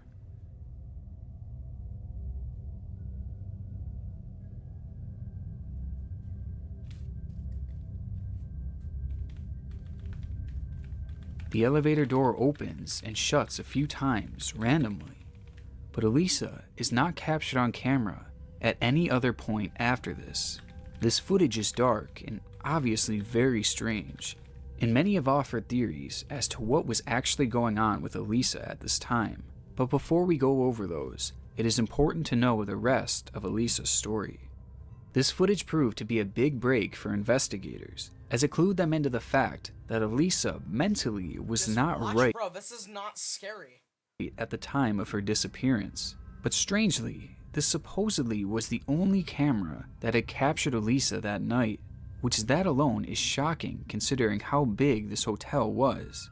But because of this, police still had no idea where Elisa had gone. To them, Elisa could still be in the hotel, or she could be 1,000 miles away by now.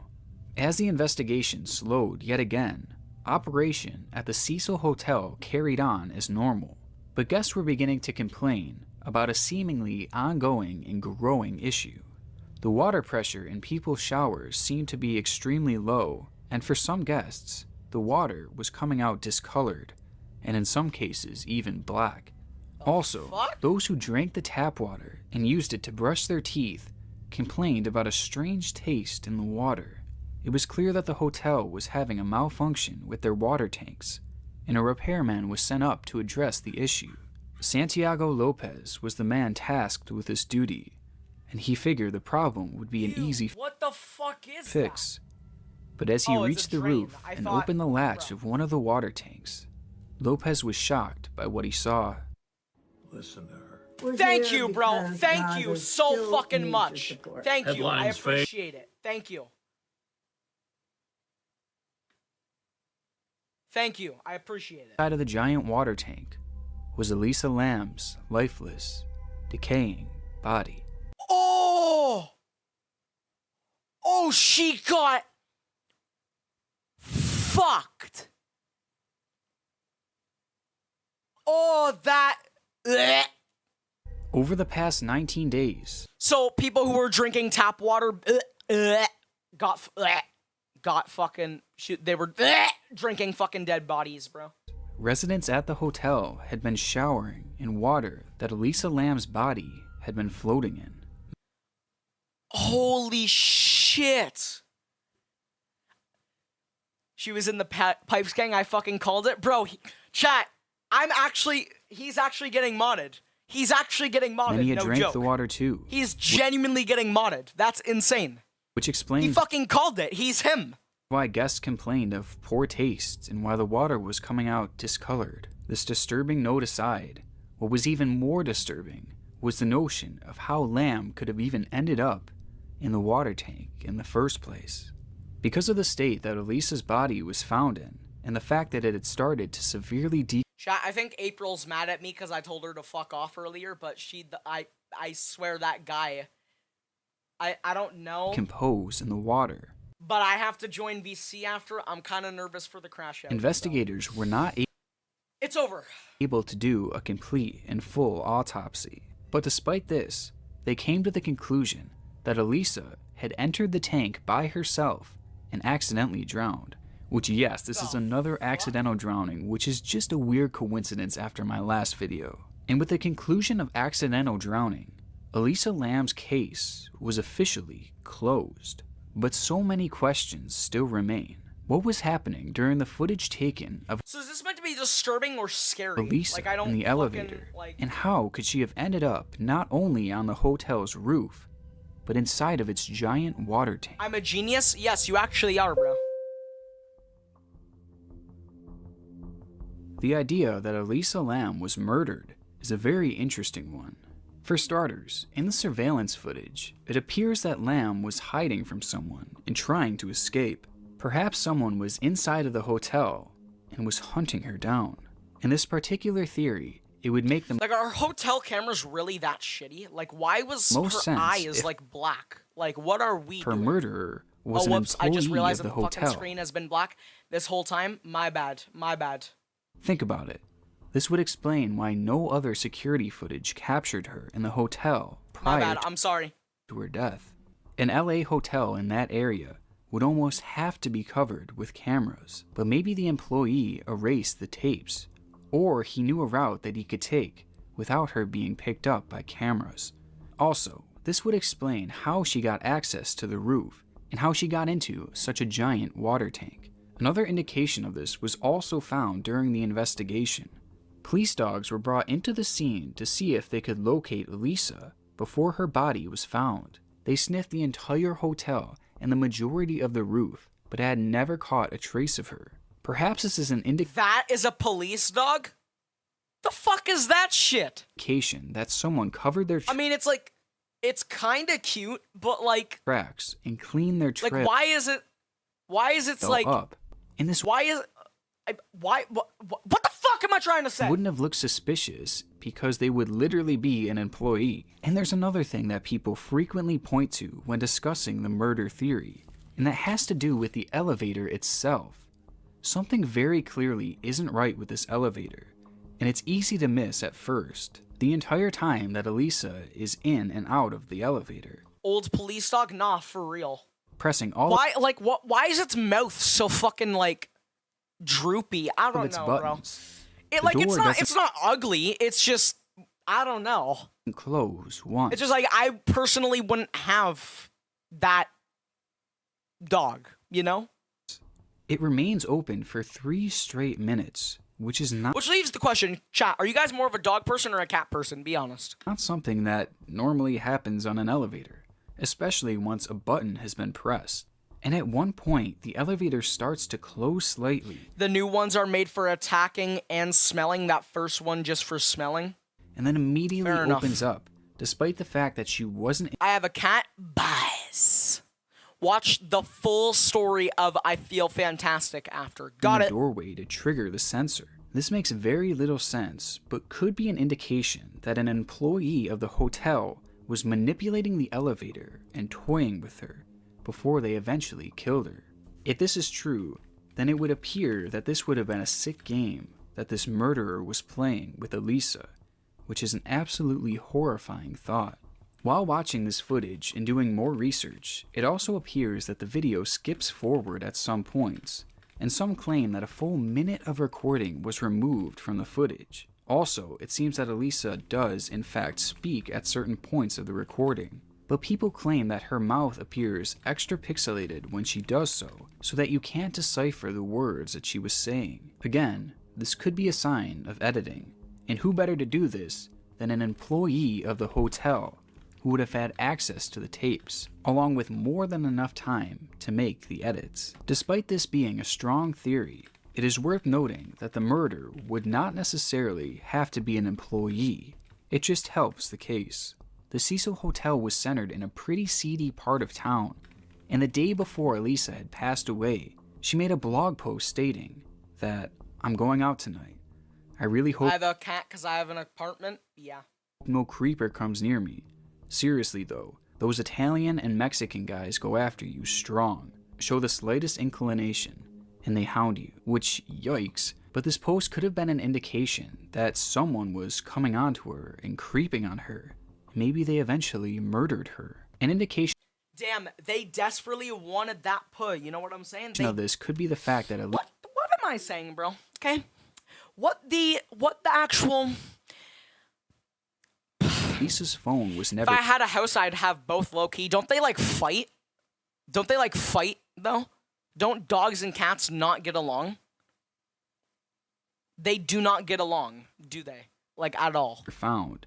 It wasn't in her hotel room, and it wasn't with her in the water tank where she was discovered. This detail becomes even more strange when multiple posts were shared on her blog after Lamb had already perished. This could point to the idea that Lamb was not only murdered, but robbed of some of her belongings that she had on her. Shut the fuck up, Ron. This is a murder case. Buzz. Bro, that's literally cartoons. My bad! I don't know! That's my bad! But with all this being said, it's worth noting that Lamb may have just timed these posts to go live at a certain time before she died. And also, when it came to the condition of her body, there was no signs of physical trauma, which does cast some doubt on this theory. Thank you. Building your Bro, app. I cannot stress this enough. I do not give a flying fuck about base 44. Like, I could base care 44. less. Like, Describe it. I could not care less. And it's I'm real. telling you. Like, One thought. literally, I do not give 2 shits. I fucking took 2 shits this morning, so now I have no more fucking shits to give, is what we're dealing with here. Please fuck off, base 44. Thank you. Have a fantastic day. I'm joking. Please do not, because you fucking suck. Our next theory, and undoubtedly the creepiest, deals with the paranormal. The Cecil Hotel has one of the darkest histories of any hotel that I've ever heard of. Much to my surprise, this is actually the same hotel in which the Black Dahlia had vanished from decades ago. Also, serial killers Richard Ramirez and Jack Unterweger both called this hotel their home at certain points. Along with this, a violent murder was committed there in 1964, and there have been 15 confirmed suicides at the hotel since its opening. GG. So she was Murdered. Because of this, many believers in the paranormal Bro's telling an ad to shut the fuck up because it's fucking base 44, bro. What else are you supposed to do? It's base 44. Like, come on now. They can't listen, gang? Well, maybe if I say it on stream, then they will fucking listen and stop showing me base 44 ads. state that the Cecil Hotel is incredibly... Like, I cannot stress enough how much I despise and have hatred for fucking base 44 ads. Like, have you ever wanted to build your own website with base 44? Oh, I bet I can help you make your own website with base 44. Like, please, respectfully, shut the fuck up. No one wants to make an app with AI because that defeats the whole fun in making a fucking app. Thank you. Have a good day. haunted. But what does this have to do with Elisa's death? Well, when the footage... Not only does it remove all the fun, it removes the whole point in fucking making an app as well. If you just have fucking AI do it for you, it's not even fucking yours, it's the fucking AI's. Lamb in the elevator was first published, many noticed that it almost looked as if she was playing the elevator game. For those who don't know, the elevator game is a ritualistic game that supposedly takes you to another dimension. To play this game, you need an elevator that goes up at least 10 floors. Buzz! You then follow a complex set of rules until eventually a woman walks into the elevator. She will ask you where you're going, but you must not look at her or speak to her. The elevator will then go down to the first floor, and you will be transported to another world, one where you were the only one present. Now this game has always creeped me out, even if I don't necessarily believe it. And the scariest part is the fact that apparently one small mistake in this ritual can lead to serious consequences. And perhaps this is what happened to Elisa Lam. Maybe she had been playing the elevator game, and things went horribly wrong, as she made an error while performing the ritual. This would explain why it looked as if she was running and hiding from something that we couldn't see. Perhaps this was some sort of paranormal entity that only she could see at the time. This could explain why the elevator began to close and then quickly opened again as if someone was standing there, because maybe something was standing there. All in all, this theory is certainly out there, but it would explain why this case is so unexplainable. I mean, maybe this really was a case of the elevator game gone wrong. Now there's one more thing that I want to add to this before I give the final theory and my personal opinion on what happened, but I don't really know what it means or how it fits in with anything, and at the end of the day, this is basically just a weird fact about this case. In the time that Elisa Lam had perished at the Cecil Hotel, a deadly outbreak of tuberculosis was ravaging the surrounding area. Now you may be wondering, okay, what is so significant about that? Well, those who showed symptoms were then administered a test to see if they truly had tuberculosis or not. This test had been around since 2009, so 4 years before this event. But guess what the name of this test was? Lam Elisa. Like, what? I mean, like I said, I don't know what this means, and it definitely means nothing, but that is such a strange and crazy coincidence, right? Okay, sorry. What dickhead would play this game? I don't fucking know, bro. I just had to throw There's some crazy fucking people out there. Like, that in there. Now let's get on with the final theory. the fuck? Our final theory is that officials in this case actually got it right. Well, that's the first time I said that on this channel. Elisa very clearly had a history with mental illness and had been diagnosed with both depression and bipolar disorder. To cope with this, Elisa took 4 separate prescriptions to manage her symptoms. Though a full autopsy was not able to be done, it was discovered by testing her blood that she had not been taking her medication properly at the time that she had died. Perhaps this caused her to hallucinate and act strange, thus explaining her actions in the elevator and why she was placed into another room without roommates. And based off of her toxicology report, it seemed that Lam may have been suffering from a mental breakdown whilst she was in the elevator. So though this elevator footage seems extremely unnatural, the truth is that she was likely just having a breakdown. Hey, bro, want to play the elevator game where if you fuck up, you die IRL? Bro. I mean, the misuse of her medication, coupled with her mental disorders, could have caused her to imagine that someone was chasing her, or that something was out there. And with bipolar disorder specifically, This would explain why she frantically goes from calm to panicked in the 4-minute span. But this theory comes with one glaring issue. How did she end up in the water tank? Well, in order to access the roof, she would have needed to go through a locked door that only employees had the passcode to. If she even tried to force the door open, then an alarm would have been set off and she would have been caught. So getting up there alone through this door seems extremely unlikely. But then there's the issue of getting into the water tank. Employees used ladders to look into the tank and to work on the tanks, and it was confirmed that none had ladders propped up against them, meaning that Elisa did not use one to get inside. Also, the hatch on the tank was closed when Santiago Lopez discovered Elisa's body. So how could she have closed it after she had fallen in? Her even making it into the tank would have been difficult enough, but once she had fallen in, she would have had no way to shut that hatch. Now these facts alone seem to... So someone put her in there, and she drowned. Her strange arm movements disturb me low-key. Buzz. completely How does that disturb you? What strange arm discredit this theory. But upon doing some research, I found this video, which shows someone getting onto the roof of the Cecil Hotel without triggering any alarms. And they were able to do so by going out the fire escape and climbing a ladder to the roof. This video proves that Lamb could have gotten to the roof undetected that night. Buying a used car? Get a Carfax Canada Vehicle History Report. Thank you so much for the fucking ad. Thank you. I really appreciate it.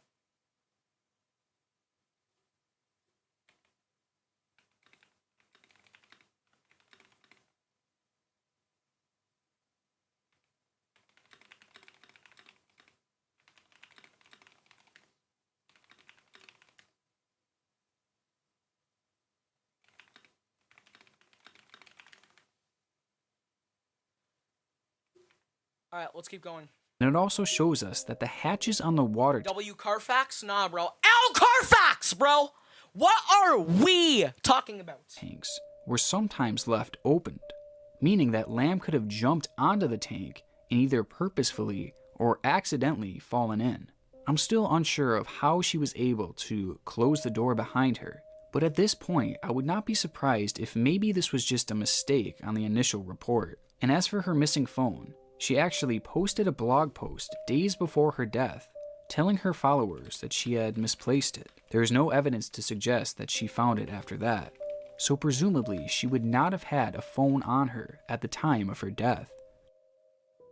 Now personally, here's what I think happened. I think she used the fire escape to get onto the roof of the hotel that night. I mean, she frequently took pictures from rooftops of other hotels, so getting up there would have been entirely possible for her. Now, along with this, I believe that her misuse of medication was causing her to hallucinate, and I believe that she genuinely thought that someone was chasing her. Now, once up there, then maybe she climbed onto the taller roof and from there jumped on top of the water tank. And then, in an attempt to hide from her non-existent threat, she jumped inside the water tank and drowned. When her body was discovered, perhaps the employee had simply just stated that the hatch was closed behind her in order to avoid the fact that they were frequently left open. Doing this would absolve the hotel of some liability, and I actually think that the hotel pushed the narrative that it would have been practically impossible for her to get onto the roof in order for them to avoid even more liability. Because in reality, anyone could have accessed the roof that day. I mean, sure, there are cracks and there are plenty of unanswered questions, and I still have my suspicions of a possible murder, but with the evidence provided, I'm content with the conclusion that this case may not have been as dark as many of us originally thought. But regardless of what happened that night, the case of Elisa Lam is one that has kept many of us up at night, and it is one that has left a lasting impact on our world's imagination. Okay, so long story short, you want to know, do you know the most disturbing thing about this? The most disturbing thing about this case is that only she knows how she died, and she'll keep it forever with her now. Buzzclot, Bumbleclot, A chat, W video though. Alright, what was the next video you wanted me to react to? What was the next video? What was the next video you wanted me to react to? The full story of I Feel Fantastic. Got it.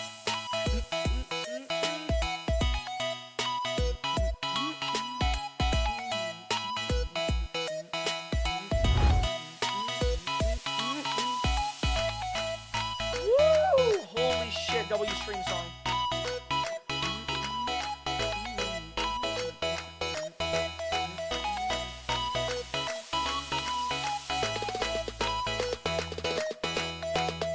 Holy shit, bro. W stream song. W fucking stream song. W fucking stream song. Alright, let's go. I found the video. Alright, let's go. Lock in, chat. Lock in! Lock in, and remember, if y'all ever want to watch these back, remember, they go on RonRonMC Live.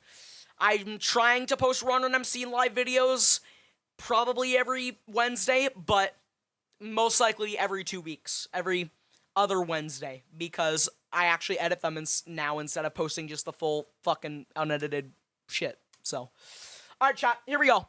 Lock the fucking... I also really need to link the people in the description of this stream that I was fucking watching the videos from, because if I get a fucking claim, I am going to lose my shitty shoe. What? I don't know what I'm trying to say. I'm sorry.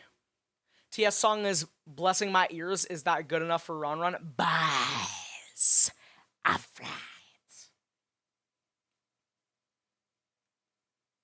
Alright, anyways, here we go. Alright, let me just quickly, hold on. W stream song chat.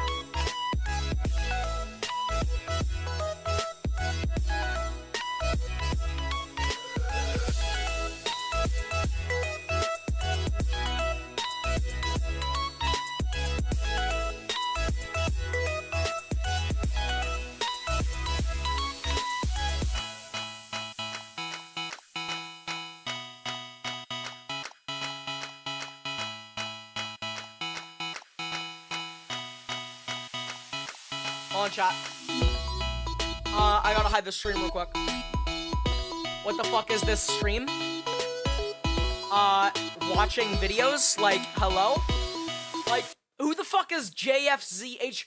Wait, is that the GOAT Tubis? Is that the GOAT Tubis? That is Tubis. What is up, Tubis?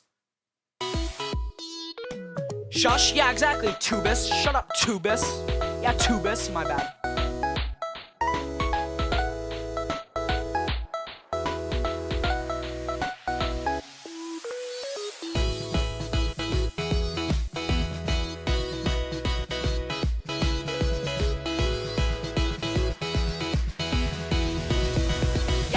You're banned!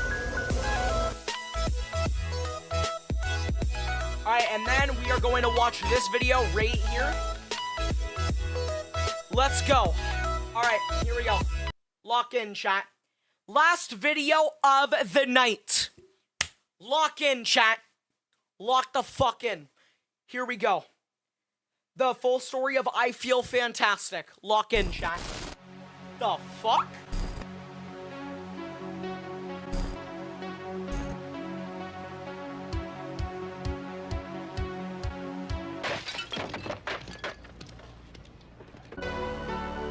Bumbleclat.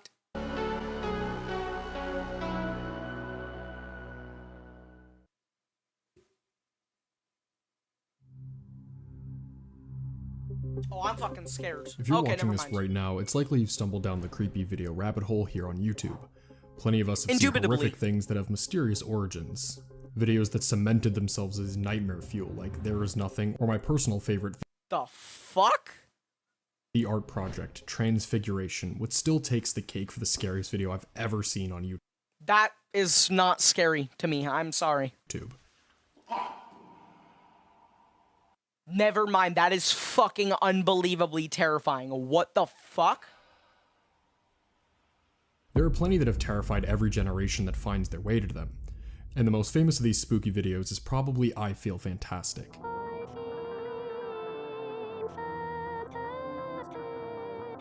I know this won't be many of your first times ever watching the video, and I know even after every rewatch, it still holds such a terrifying mystique. This video is so famous that you may be asking yourselves, why we're even covering something so popular? Well, with something this big, there are bound to be people who are RonRon, ban yourself? Yeah, you can actually, as a matter of fact, you're getting banned for that, so. Out of the know, and even people who know bits and pieces of a fractured narrative that spans truth, lies, and a definitive conclusion. So in order to definitively put this all in one place, this is the story of Tara the android and what made her feel so fantastic. Holy shit, we got a 33-minute video?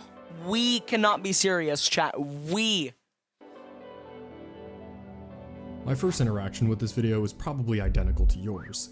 I stumbled across it when I was in middle school watching a compilation of the creepiest YouTube videos. Number 15, Obey the Walrus. Chat, who remembers that fucking guy, bro? Number 15. I don't have a specific memory of it, but I do remember being creeped out when I first found it, but honestly, it was nothing. I remember stumbling across this video at like fucking 4 a.m. in the morning on a school night when I used to have severe sleeping issues, and it was just honestly never creeped me out. I was just like, okay, why? Like, it was more confusing. I was like, why the fuck is there a robot, and why is it singing? That's all this video was. It never meant anything more to me. I'm gonna be real. Compared to the other creepy things on the internet. It was something that sort of fell by the wayside, while things like creepy We are serious. Number 15, Burger King foot lettuce. Yeah, you're banned. pastas and ARGs held my attention. It said that if you watch Obey the Walrus, bad things are supposed to happen. Well, we will make sure to not watch that. We will make sure to not watch I feel that. fantastic. The fuck is Just this? sort of Is that Slenderman? Lane. I heard rumblings of an origin, but never knew much about what the video was or what it meant. I remember hearing that the guy who made it was honoring his dead wife that he either killed or who passed away very tragically. I vividly remember there being a specific theory that the wife was buried outside, since there was a small hill that you could kind of see in one of the other videos featuring Tara. This is all I really knew about the story I Feel Fantastic until Jiff urged that it would be absolutely worth doing a video on. From there we went down the rabbit hole, and here we are tonight. With our personal attachment explained and how we got here, I think it's fitting to get into the story. I'm going to watch it right now. You're banned for leaving. GG, you have doomed yourself. Why did the video just go silent? Holy shitty titties, guys. This is actually cinema. Lock in. First, let's start at its public explosion. On April 15th, 2009, YouTube channel Creepyblog uploaded the video. Chat. I mean, I don't mean to leak anything. That's like literally like a few days before I was born. Not to leak anything, but I Feel Fantastic. Actually, I just leaked myself. So what am I saying? I don't know. The video features the uncanny feminine android singing in a monotone voice in a super liminal looking house and flashes to footage of the forest completely with no context. The video features the android in two outfits, one in her more iconic striped sweater and another where she's laying down in a full black outfit. Two people can have two YT open at a time, idiot. Boys. Alright. This video was quick to gain traction due to it being so unsettling from start to finish. The video came out with zero context about what actually was taking place, so the active imagination of the internet came face to face with something they now had to solve. Theories sparked to life about the context of I Feel Fantastic, and the main one I remember was the one I mentioned at the beginning, of the creator honoring or mocking his late wife that he either killed or lost and went mad creating the android. Another theory that gained a lot of traction was that the video was created by a serial killer and the clothes the android were dressed in were the clothes of the victims, and those quick flashes to a forest is where the victims' bodies were buried. These are all just theories of what could have possibly been going on inside this liminal space-looking house, but of course that doesn't add up to much. When you go to search this video up today, you'll also see something peculiar.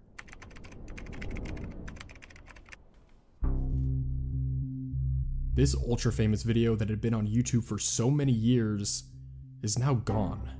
With the video so famous, there are of course re-uploads everywhere for it, but people have also been left recently wondering what happened to the original upload and why it would have been removed now of all times. Whoa. Thank you. Another Base 44 ad! Another one! I just built a budgeting app in Base 44. Guys. No one cares! Please, shut up! Respectfully! Please! Please! I dislike you, Base 44. I dislike you. Posted, I hate you there were also so much. several other videos of the same robot posted by other channels. And these ones mostly have the android in What the fuck? Get an ad blocker? Guys, an ad blocker isn't gonna do anything on YouTube ads, does it? Does it do something on YouTube ads? clothes. with the one that creeped me out the most back then showing the android weirdly sprawled out on the floor in a black outfit. These videos never got quite as large as I Feel Fantastic, but still managed to become pretty infamous on their own as well, continuing to reinforce this super uncanny and mysterious atmosphere behind this house and this robot. While this now covers our personal attachment as well as an overview of the I Feel Fantastic story, this tale goes back much, much further than this. In fact, it goes back even farther than YouTube itself. So do not show me this ad again. Option exists. You're right. He's actually fucking Smark. Smark. Or we cannot be serious. Smark. Did I just say Smark? Did I just say Smark? We cannot be serious. Smark. Are we fucking kidding? I just said Smark. I just said Smark. We cannot be serious right now. At this very moment. There's no fucking way. Now it is time to get into the full history of I Feel Fantastic. Its inception, its purpose, its mysterious Smark. Stop spamming! Creator, and much more.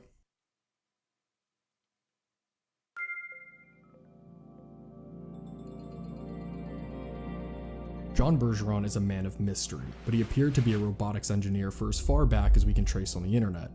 I searched high and low to attempt to find as many traces of him on the internet as I could, especially ones that aren't readily available or known. And with all of that, I think we can piece together the most complete story of John Bergeron that is currently possible. In Then what is it then, Buster? 1996, John Bergeron created a post that served as the earliest source that currently Annette, the experimental simple android for sale or lease. Having designed robotics previously, I thought it might be fun to build a very simple android for entertainment purposes. It looks pretty realistic with eyes that move. It talks and does limited movements, but it does not walk. It's intended to stand or sit in one place. It cannot do complex tasks like driving a car.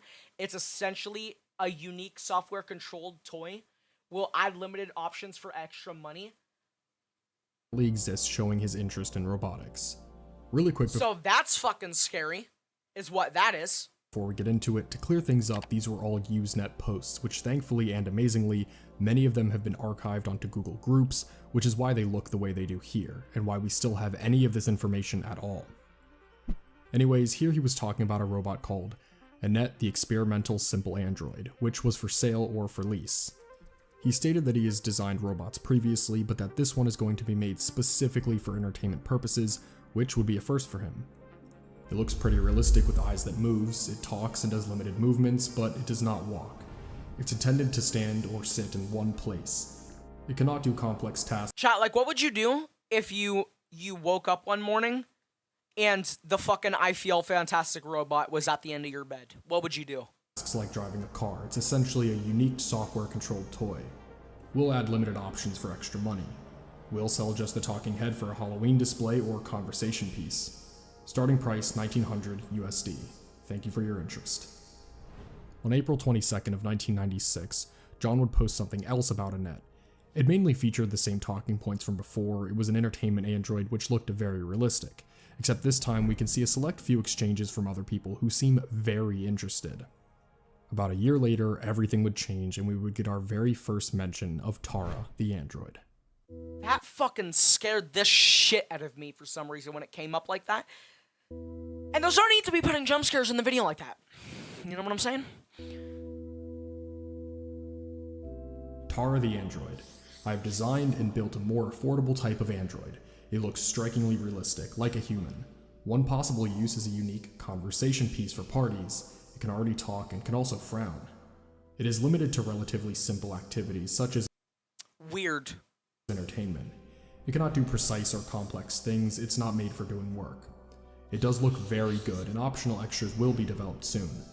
This is not a cheap toy. It is built to last. Almost nobody else has one of these. It has many other possible uses. Terrifying, indubitably. Yes. I will consider any requests for adding options to it. If you are interested, please let me know what you would like it to be able to do. There are some limitations. It needs to be plugged into AC electrical power and cannot walk around because of the expense of making it keep its balance, etc. It should be considered for use in only one place. The price, while lower than you might think, is still in the thousands of US dollars, although I will rent it to avoid a large initial cost. Please contact me for more information. A few days later, John would contact Jim Brown of the Dallas Personal Robotics Group, a group from which, what I can tell, did seem to be among the largest when it came to people that shared this particular interest, and is a group that is still around to this day. In John's post, he mentions Tara and what she's capable of, but also asks some questions. Right. Right. I have a couple questions for you. One is that I'm looking for a good speech recognition system. Another is that I plan to start a business with this type of androids, and I might need a dealership to distribute them or some other situation. This should be a popular and successful design.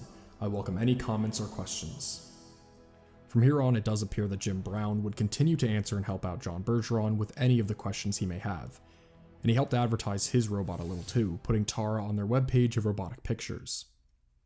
In 1998, we would have the very first instance of John Bergeron's creation being posted to a website, this one being AndroidWorld.com, a place that would get updated many times throughout the years and a place that still exists to this day with Tara on it. During this primitive time, we can finally see an image of Tara. So was she bought? Was the fucking robot, was it bought? Like what's going on here? And what she looked like back then, albeit not in the best quality. The fuck? That thing is hideous. We also have a description of Tara, but it is very short, saying that she's about 5 feet tall and not available for sale yet. Around this time, John began mentioning Tara in more sexual possibilities. A few of his posts began mentioning her as a homemade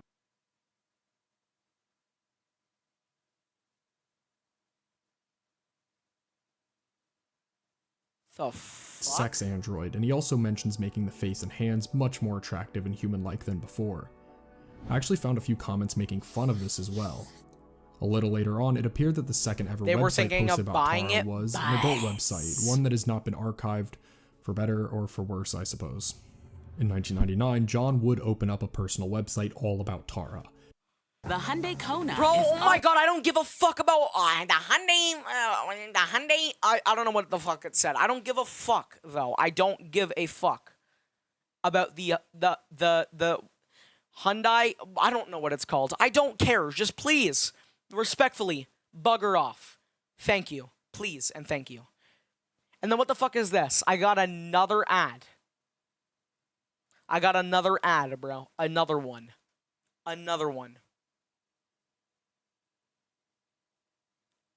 Freaky Fang is testing for low tier 1 Diamond SP against My Dog is Confused right now. Buzz. A fat. He describes her as one of the world's few real lady androids and mentions that she is designed to have accessories added very easily if you would like. He also describes how exactly he was able to make her and what limitations he was dealing with simply because of the times he was creating her, which is really interesting and helps put into perspective how impressive some of this stuff is. This website would update in a few months, becoming even more detailed, and this time it would be much more thoroughly explained as to what exactly his mission really was regarding Tara. Androids are commonly used in theme parks like Disneyland to entertain people. Tara was designed to be a more affordable version for home use. This could start a new trend, the personal android trend, just like the personal computer trend that has become so internationally popular. Cheaper versions like just the head without the face mask could be used for educational purposes to practice robotics and computer programming. With different options added, uses include museums, trade shows, haunted houses, and it makes a great conversation piece. What Tara can do. The computer program, which automatically controls everything, varies the timing of the speech and movements in a random lifelike way. Settings can be changed and saved to the disk to customize it to different uses. Tara talks by moving the mouth in synchronism with the pre-recorded words.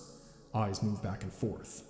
Tara is made for entertainment uses, business promotions, and other simple tasks. How many minutes left on the video? We still got, like, I don't even know. I had to calculate that shit because I'm bad at math. Yeah, so however long that is right there. All right? An interchangeable face could be made which, by the way, if you leave during any of this, you're banned. Looks just like an alien from outer space or any other appearance. Hairstyles are easy to change since its hair is a commercially available wig. Like, why would anyone want to, like, buy these? Like, actually. Like, I'm actually concerned if any of you find any of these attractive, which, by the way, is what this is for, please seek out help, because this is like... Can't walk around, it would cost too much for balance and guidance. Not made for doing work. Even simple things like dishwashing would require... 22 idiots, 22 minutes, you idiot. Yep, you're banned! Complex hand control, vision, and significant computer programming. Tara cannot hurt anybody. Hands have individually jointed fingers and thumb. Only the fingers can be hooked up to an actuator so it could wave hello but not pick up an object. Even the teeth can't bite hard because they are made of a stiff type of silicone. Start a company? I built this prototype by myself for less than $1,000 in parts, including some used parts, not including my labor. Free videotapes will be sent out to the first few serious inquiries, with no obligation. These tapes will show Tara talking and moving. I've made a couple of previous versions of this android, so most of the bugs are worked out now. I will videotape this latest one as soon as I can. That is like fucking like terrifying. Like... I am located in Vermont, USA, but will consider moving if necessary to get a company started. If you might be interested in starting a company, please email me by clicking here. Thank you for your interest.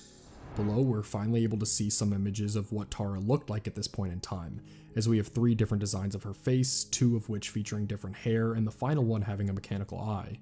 One thing that is also extremely important is the location of John, that being Vermont, which will become important later. In June of 2000, John would go into more detail about his desire to become a trendsetter, and to start the personal android People deadass find TS attractive? I guess so! Trend. He mentions how much success Sony has had with their then new robot dog, and thinks that this is showing that the personal robotics market is growing stronger. This message also mentions a separate robot he had created, which supposedly had the ability to shake hands with a person. This message... Hello, I would like to become a trendsetter specifically by starting the personal android trend, which could become as popular as the personal computer trend, which has taken the world. Shows extreme confidence in his plan and ability. Which, by the way, the chances of that happening are very, very small. Like, I hope you guys know. I actually hope you guys know the chances of fucking robots taking over the world is very, very limited. Like, technically, they will because they're replacing jobs, but, like, not like in, like, a fucking Roblox or... What am I saying? Roblox! Robot apocalypse way, right? Like, that's just not gonna happen. It was 1998 to 2000s, people were weird. Yes, bro, well, people are still weird now, but, like... What do you mean people were weird back then? We have shit like brain rot now, and you're saying that people aren't weird now? The fuck? He thinks that the affordability of his robots are gonna make them go big, but mentions that he still can't do it alone. In 2001, a website in GeoCities was put up called Android Builder, and this place would show more details about John Bergeron's creations. In it, we can find a multitude of them, including some of the non-Tara ones. The first one is a robotic hand project with removable skin. This is the robotic hand project, which is made mostly from metal inside and has a removable glove, skin, hand, giving it the appearance of a human hand. It's actually ew, bro. Actually It is computer controlled and life-size just like a human hand. It is the latest project to be completed. The videos show the hand picking up a couple objects between its That's gross. Index finger like, and thumb. Ew. Like, that is gross. That is disgusting. By force feedback. DC motors draw more current as the load increases, which happens as the hand's grip tightens on an object. As the description shows, there was a video of this robotic hand in action on his website, but unfortunately there doesn't appear to be any way for us to watch it anymore. Also on his page we can find what he calls the very first robot with a mechanical appearance he ever made. This one also supposedly had a video that is no longer available, and according to the descriptions, this initial robot was seen shaking hands with somebody, no doubt being the same one that was mentioned previously. Bro. Tara's section includes many of the things that we saw on the website last time, but with some new uses that had not been mentioned until now. Uses. 1. A display for theme parks, trade shows, advertising. 2. Research for computer vision, processing, or AI human interaction, etc. 3. Home use for entertainment. Tara has an electric personality. You can be in complete control of this android. 4. Security. One human operator can remote control several androids while remaining safely in a more secure location. Male and other android appearances possible. Provides deterrence and a friendly appearance. 5. Music videos or live music performances, especially if modified first. And that's where it comes from. Once again, this website is advertising everything Tara the android is capable of, with the hopes to sell her to people, but below we have even more options that can be available for an additional cost, showing in more detail just how far John That's what she was built for, wasn't it, chat? That's what she was built for. Advanced Tara was becoming. 1. Vision head. Interchangeable head with the fuck is that? Miniature video cameras in its eyes. A TV monitor can display what the android sees with its eyes. The TV monitor can be in another room or hooked up to a VCR. Essentially ready to go now, see below for pictures and details. 2. Vision processing. So the android can follow motion with the vision head. It can watch people / whatever's moving. Terminator, bro. In a lifelike way.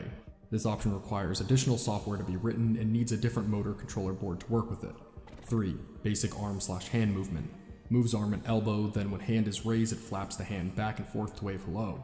The videotape offered on the main page shows one of Mr. Bergeron's mechanical robots shake hands with a person. That arm / hand movement is similar to what could be added here. 4. Advanced arm / hand movements. Specify what you needed to do and we can discuss details. See main page for a prototype hand that can pick up small objects between its index finger and thumb. 5. Facial expressions. This is planned to be a standard feature in the next version. It requires a new head and matching new face skin. Budget Terminator, that's a new fucking pin right there. That is a new fucking pin right there. Budget Terminator is absolutely fucking wild. Can accept keyboard input from the users. Tara responds by talking out loud. As a matter of fact, 8YY, that's also getting a pin. That message on the Twitch, that's getting a pin. This is like a two-way interactive discussion, more lifelike.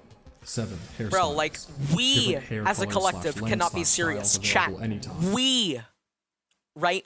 We cannot be serious. We.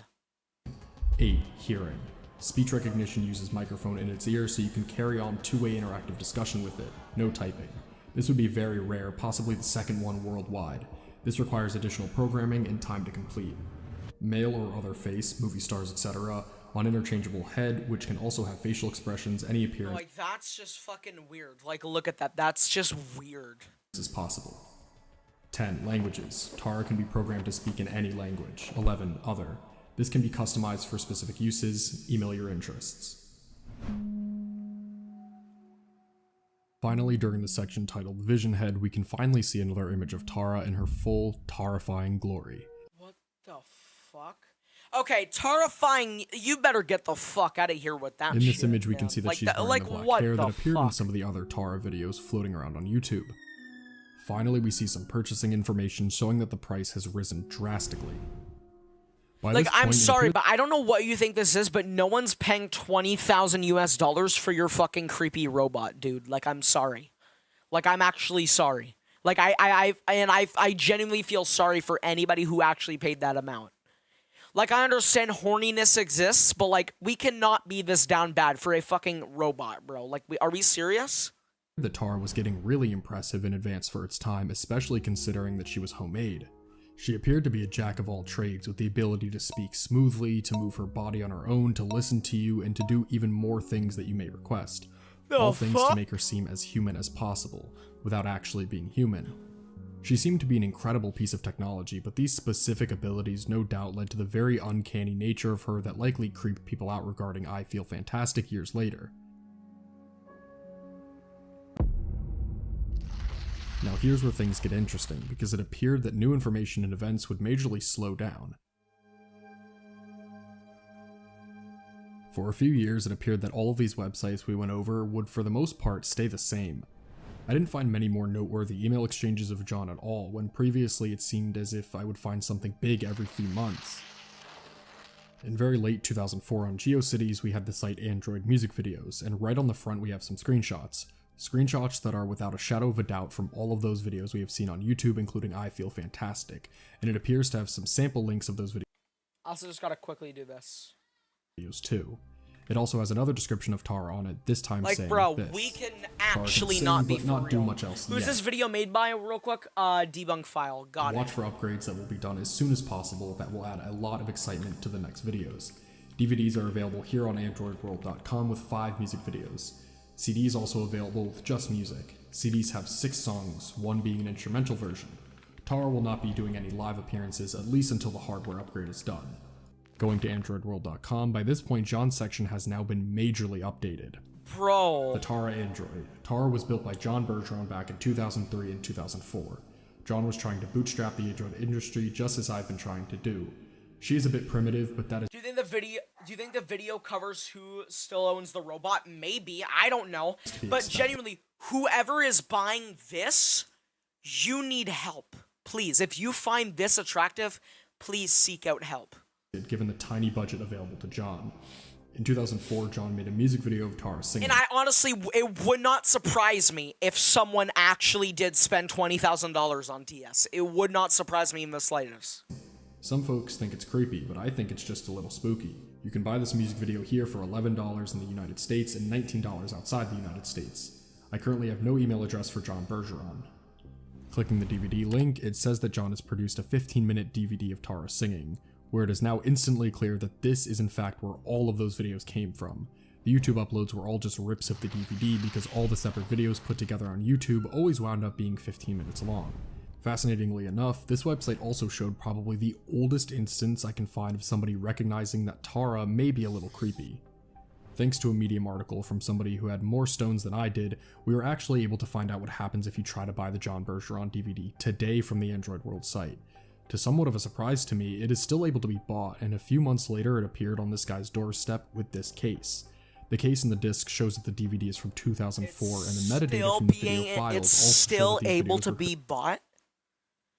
Why? Please, give up. No one wants to buy your shitty Android.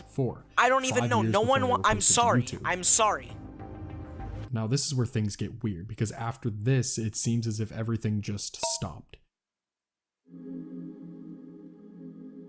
In early 2006, the Android music videos site was updated very briefly, and then it was never touched again. The Android World site is still active as we've seen, and you can still buy his DVD there, but John's section there also hasn't been updated since around 2005 either. The birth of YouTube was right on the horizon, and ironically, the legend of I Feel Fantastic couldn't be quieter.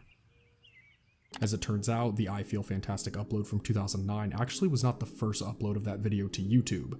In May of 2006, a video titled The Future would be uploaded by Elias Adsum, featuring 15 seconds of Tara the android in her black outfit, and at the time of recording, this video still has just 900 views.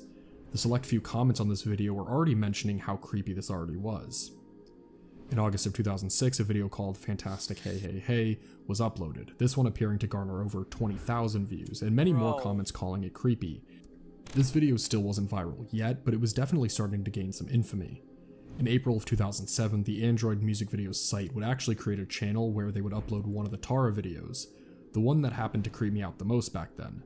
This one has 10,000 views still to this day, so it did not necessarily explode either. Videos of Tara would continue to be uploaded for the next few years, with all of them getting small audiences that did nevertheless seem to be creeped out by what they were seeing. Of course, everything would change in 2009 on April 15th to be exact. While we have already talked about this video at the beginning, now that we're viewing it through the Wayback Machine, let's think about why this specific one may have exploded. To me, it seems like it would be a mix of two things. Luck would have undeniably been a factor here, but I also think that this video's description added a ton to the allure here too. In ancient Greek mythology, Pygmalion was a highly accomplished Cypriot sculptor.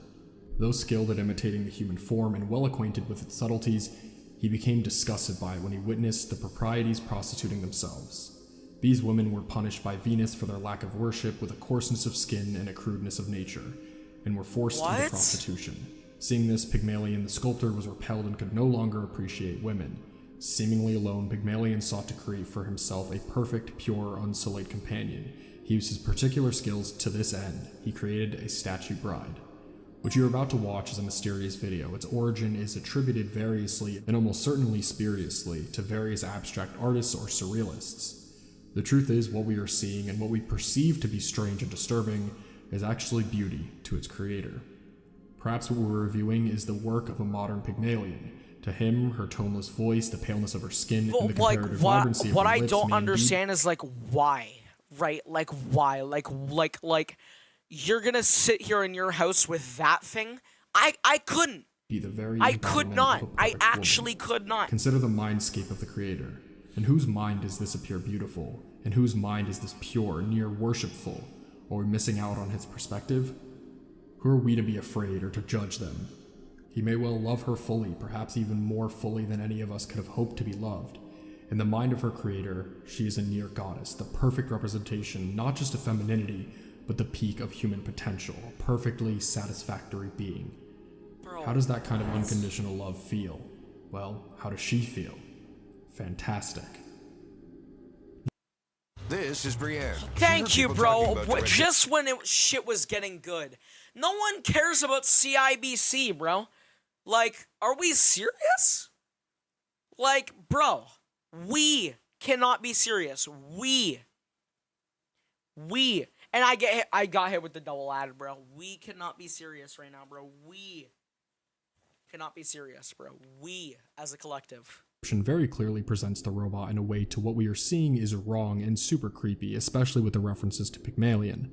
A description like this, one that is descriptive in this way yet also almost abstract, had to have added to the already creepy allure of this video, and makes me think that it's a huge reason this upload was the one that blew up. Because of the vague nature that the creator of I Feel Fantastic is described, it did not take long at all for people to start speculating.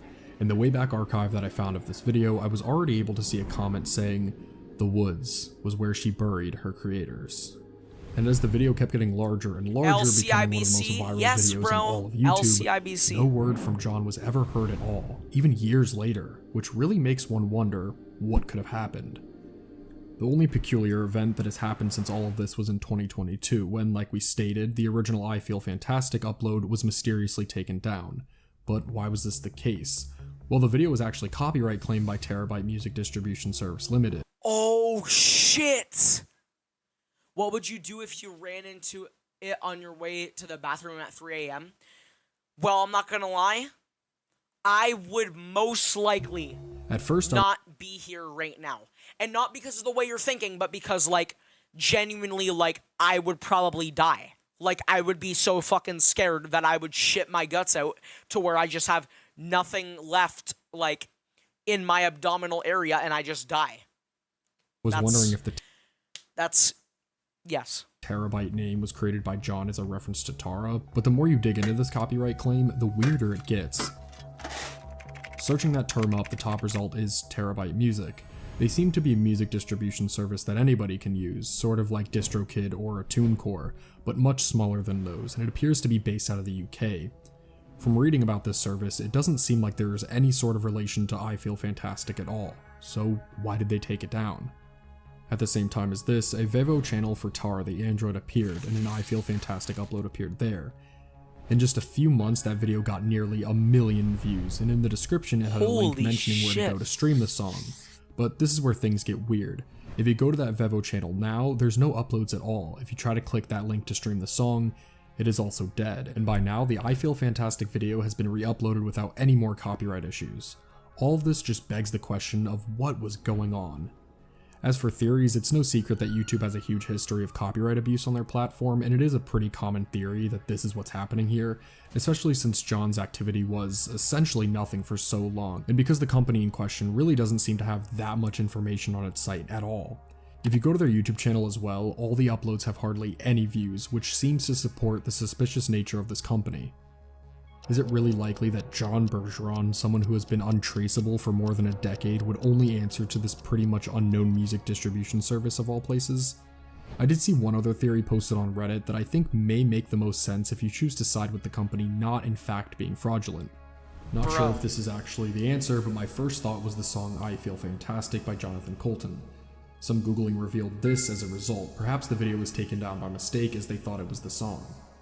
I don't think this situation Someone probably stole the music clips and put them on that fuck-ass website. is Probably! that I think we'll ever get confirmation for, but it is possible. Regardless of if this is what happened or not, it's still a huge shame that we had to lose so much history all because of something like this. But what about John Bergeron himself? What happened to him? As we showed, he was incredibly active on the internet for over a decade throughout the 90s and 2000s, but it seemed as if one day he just sort of stopped. Could he have simply given up on his project after all these years, or was it something else? Well, articles revealed that in 2005, a John Bergeron, 65, died unexpectedly at his home Friday, July 22nd, 2005. Oh.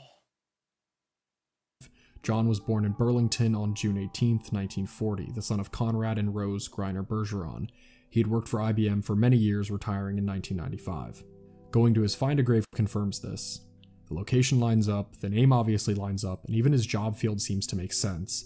It also explains why his activities seem to pretty much vanish one day. This seems to be pretty much an open and shut case by this point. But that article revealed something else. There was a John Bergeron Jr., his son, and he is still alive. If you remember, Android Music Videos was last updated in 2006, which would have been after John Bergeron Sr. died, and that could lead credence to the theory that John Jr. was the creator all along. This update, however, is so minuscule that I'm not even really sure exactly what the update was. There was also the YouTube channel of the same name who posted one of the Tara videos, and while we can't 100% confirm that this channel would have also been owned by John, it is definitely possible. Weirdest of all is the Android Builder site, which also had an update in 2007, except this one is noticeable. The website shows all the same information as before, except for some reason right in the middle of it, we just have this image with the caption, "Here is a low-res picture I made, resembling a circuit." If John Bergeron Jr. was truly the creator after all, it means that he would have pretty much suddenly vanished off the internet in the mid-2000s after being incredibly active for a decade. During that time span, it appeared that outside of robotics circles, his ambitious Tara project never really gained the steam that he was completely expecting and hoping for. As we saw, John seemed to be incredibly confident in the genius of his Tara creation. He saw a budding field, he thought he was good at it, and most of all, thought that his products would be groundbreaking. But as the years passed, for one reason or another, it just doesn't seem like this was able to work out that way. As we saw, it also appeared as if the purpose of Tara began changing too. For a while, she seemed to be known as a do-it-all robot, a full-on realistic entertainment hub that was highly customizable, but then closer to the end, it seemed as if her purpose was beginning to be some sort of musical entertainment, something that was still incredibly unique for the time, but something that was definitely less grand than the original plan. But then, in the YouTube era, it finally did explode and became known worldwide. But perhaps this was for the wrong reasons. Instead of the explosions being because of the genius of his product, because of how cool it was and how bad people would want it, it exploded because of how scary it was, how uncanny she moved, how horrifying the creator must be if this was his creation. He was all of a sudden thought to be a freak or a serial killer. When you put everything like this, would it then make sense that someone who was so active on the internet regarding his creations would now suddenly disappear? I think it adds up. And if John Bergeron Sr. was the creator, it would have meant that he was truly devoted to his creation until the very end. He was active pretty much every single day advertising his robot, updating his robot, believing fully that she could change the world and that she could make a true impact. And well, even though it took a very long time, it absolutely appears that she did make that massive impact, even if it didn't happen in the way that was expected. She will forever be known as one of the most famous early internet figures there is. Someone who in her own terrifying way was groundbreaking. He would have never gotten to see any of this happen. If John Bergeron Sr. was the creator, it is also possible that his close family, possibly his son, could have had access to his websites explaining away the updates that were made after his death. While one would assume that they would have updated the sites to say that John Sr. had passed away, it is still possible that the updates we got could have been just these. At the end of the day, I think unless we legitimately get a family member of theirs to come out and clear the air, we are not going to fully know if it is the son or the father that created Tara. Hey, man. Evidence really does add up in both ways without a full clear-cut answer. The only constant we may ever have is the creation itself. Tara, a figure who scared millions of people, but perhaps you now see her in a different light. Was the creator of Tara really a demented man showing off his killings? Of course not, and after all of the context that we were able to supply regarding Tara and her backstory, when I view this video, it also becomes a lot less eerie, lots of that definitely being because of the mystery factor no longer being around, at least for the most part. Bro. This creation was the work of one man, a constantly updating and changing passion project, possibly even the life's work of somebody who really cared a lot about robotics. All of it, from its birth to its ending, was captured on every corner of the internet. We saw how far it came when it started, we saw its evolution, how much its core concept changed as to what it could even be capable of. We saw how much he got made fun of as he continually tried to improve his creation. Android isn't human and would be no more illegal than a vibrator. We saw either a man's devotion all the way until the end, or a man letting go of a decades-long passion project despite everything it had gone through. This journey through internet time and space wound up lasting decades, and at the end of it all, I found a new appreciation for an oddity that I thought was all but figured out. I learned about somebody who I never would have known anything about otherwise. Let's watch one more. We having a good time. Chat, do we do one more video? Chat, do we do one more video? Do we go one more video? Do we go for one more video? All right, we'll go for one more video. We'll go for one more. One more.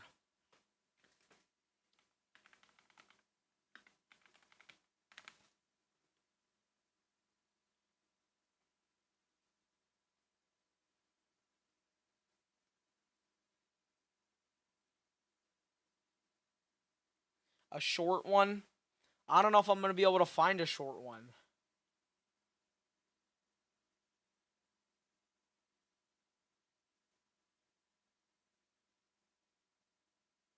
Chat, this is the best I can do. I found one for 22 minutes and 48 seconds. Oh, that one? What the fuck is going on here?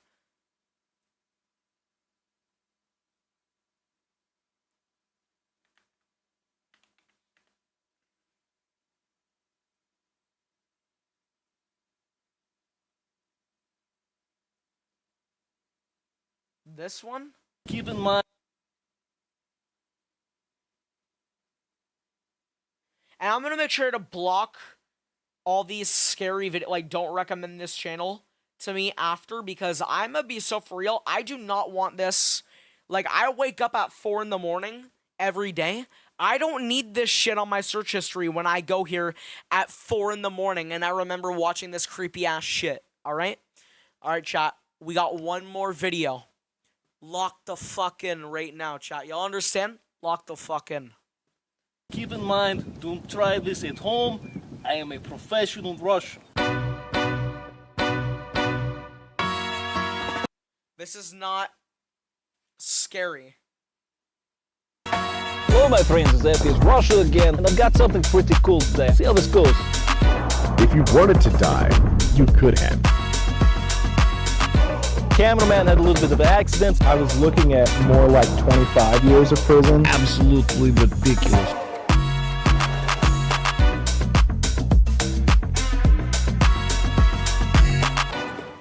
The fuck? What is this?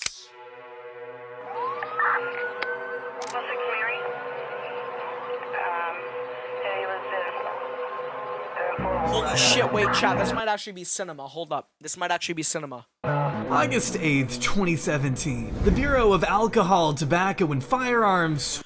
Why does he speak like that? In August of 2017.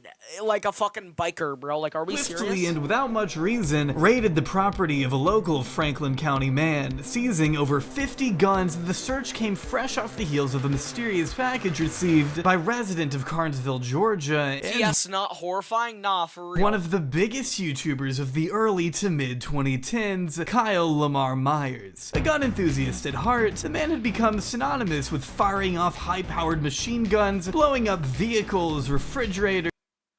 What the fuck is this? Hitting explosive targets out of helicopters, and bringing tanks to drive-thrus. Let me get a number 9 and 4 large cokes. Number 9 and what else? 4 large cokes. Just wait. Does this shit get scary? Sounds good. Like, we cannot be watching TS for Haunted Hour, bro. But thanks to a number of federal raids, weapon confiscations, and a potential 25 years in jail, along with the sudden and unexplained assassination of his longtime partner, FPS Russia Haunted Hour, more like Stupid Hour, bro. Yeah, you're banned! Is no more. The man who built a career and multi-million-dollar business on guns, ammo, and explosives is now legally unable to own any of the things I just mentioned. But why? That's what I want to get into today. The owner of this channel was found dead, bro. Just watch. As we take a journey back in time to discover the real history of one of YouTube's most popular and federally hated pioneers. This is the story of FPS Russia. But why does he speak like that?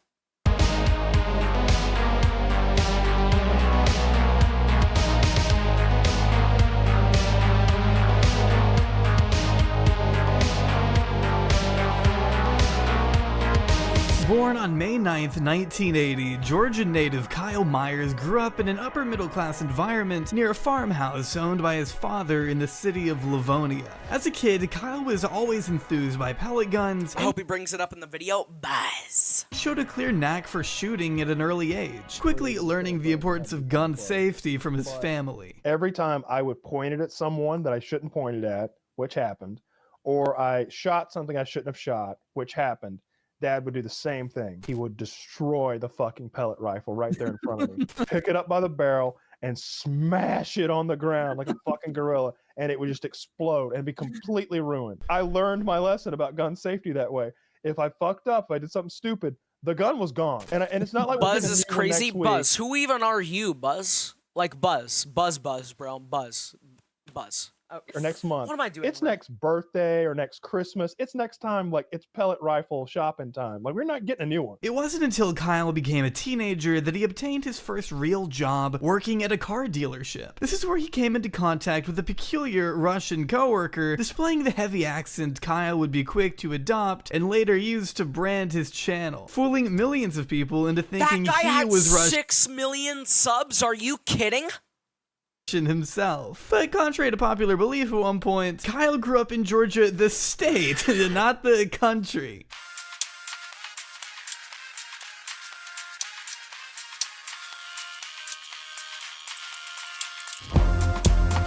After experimenting with a few smaller accounts as a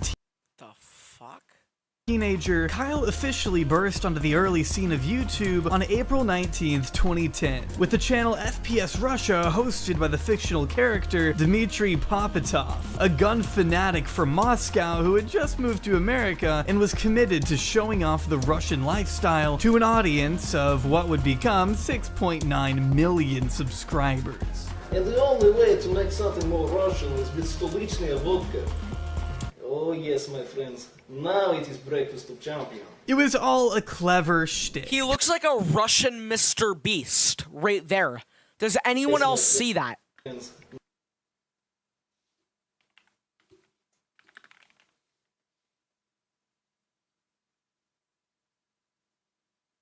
Hold on. He's literally a Russian Mr. Beast, bro. Look at that. Like, he literally is. Like, Russian Jimmy is crazy. He is! He literally looks like Russian Mr. Beast, bro. Now it is breakfast of champions. It was all a clever shtick. Kyle didn't even disclose his real identity until years later in a Q&A that isn't even up on his main channel. First questions first, Nick Mantilla says, are you really Russian? No, of course not. No. There's this whole branch of people who think that FPS Russia is like a Russian Spetsnaz commando. The main difference between Dmitry and Kyle is the accents, and it always has been. That's the thing. And according to him, the wide variety of his subscriber base still has no clue of his true persona. Not everyone knew FPS Russia wasn't the guy. Not everyone knew that. That's the truth. Still don't know. If I go back and upload on that channel, 80% of them don't know. They have no idea because they watch YouTube videos occasionally. Some of them were only subscribed to me. They're not part of the YouTube community or the mythos of it, or like. Wait, so is this guy the Russian guy? I'm so confused, don't know any other dude. I don't know what they don't this know what is. VidCon is. A lot of them are like 45 and 50-year-old dudes on Facebook. They just like to watch me blow shit up. He was playing a character, but the thing was that so he is. Got it. Didn't matter. Dmitry was a likable, compelling figure regardless of his faux Russian background, and that's what kept people watching. As many YouTubers tend to draw a devoted core audience through their openness, Kyle managed to pull record numbers by doing the opposite. He was one of the only creators at the time who managed to grow so big using this formula, getting to collab with other huge names and expand the FPS Russia brand beyond his imagination. He was a fake Russian persona for a character? Bruz! And good internet video, isn't it, bitch? How do you reload this again?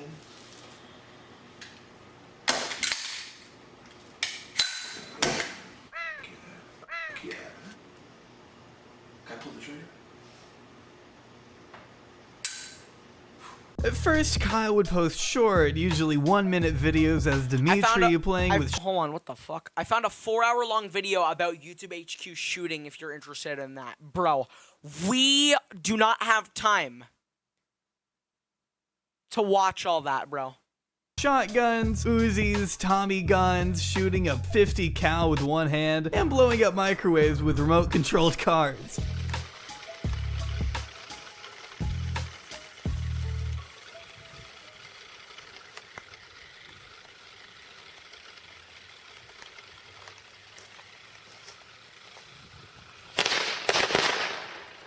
Like, what?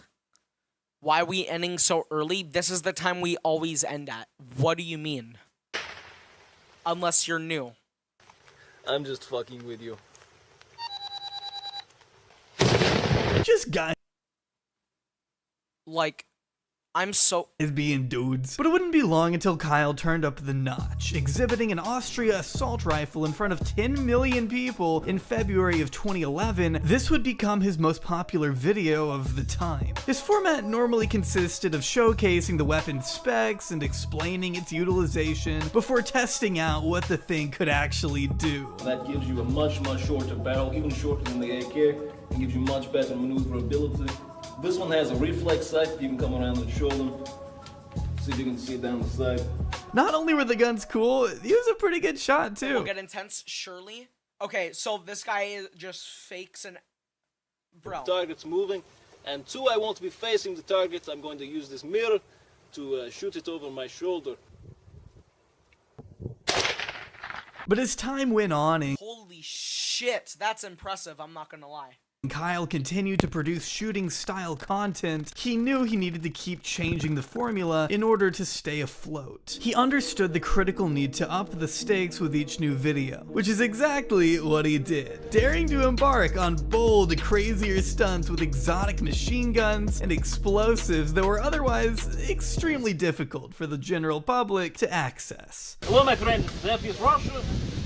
Today we're going to have some fun. So how did Kyle manage to get his hands on these highly dangerous and sometimes explicitly illegal firearms? Well, that's all thanks to a man named Keith Ratliff, friend of Kyle and co-owner of FPS Industries, a custom firearms fabrication and testing company. Being Kyle's primary weapon distributor, Keith was a crucial member of the FPS.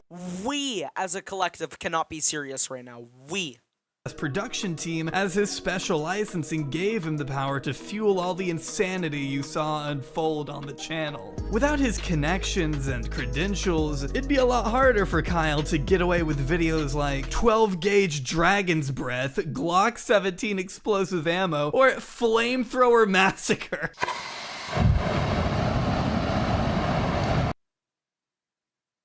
What the fuck is this? Like, what? This is not spooky. We're watching this for Haunted Hour, by the way. This is... Caught on fire a little bit. I mean, really, it's impossible for anyone to deny the sheer entertainment value of these videos. They were insane, but then again, Kyle, or Dimitri, was also kind of an insane guy. Can I interrupt? Was it a car door or refrigerator door that hurt Scott? I have my...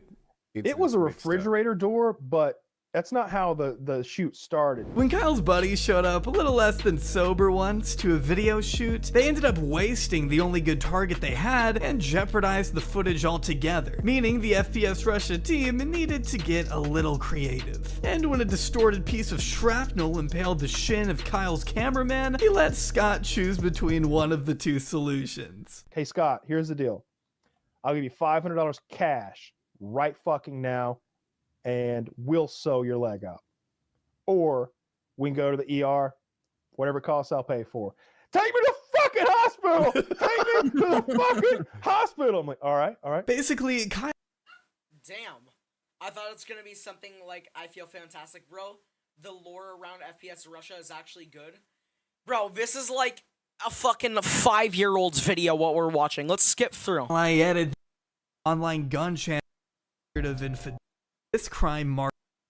And I just like... Yeah, we're not watching TS, but hey, chat. I mean, I guess I gotta give credit to this guy too, because we watched his his video, so I guess I have to give credit to him. But like, what the fuck was that?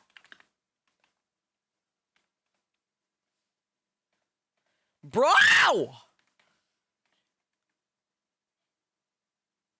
What is this guy's at, bro? What is this guy's at? Got it.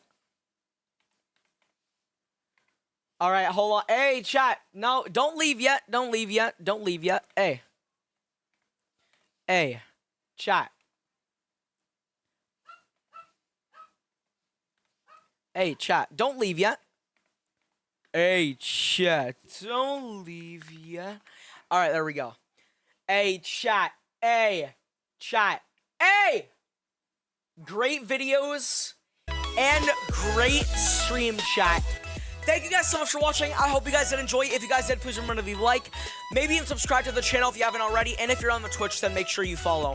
And don't forget to check out RonRonMC Live and RonRonMC 24/7, because RonRonMC 24/7 is constant reruns of these streams, and RonRonMC Live is these videos, or these streams, turned into full-length videos. So the 2 videos we just watched, or the however many videos we just watched, will be turned into full-length videos and posted there eventually, because it's gonna be a worse schedule now, alright? But hey, chat, I love you guys, alright? And I will see you guys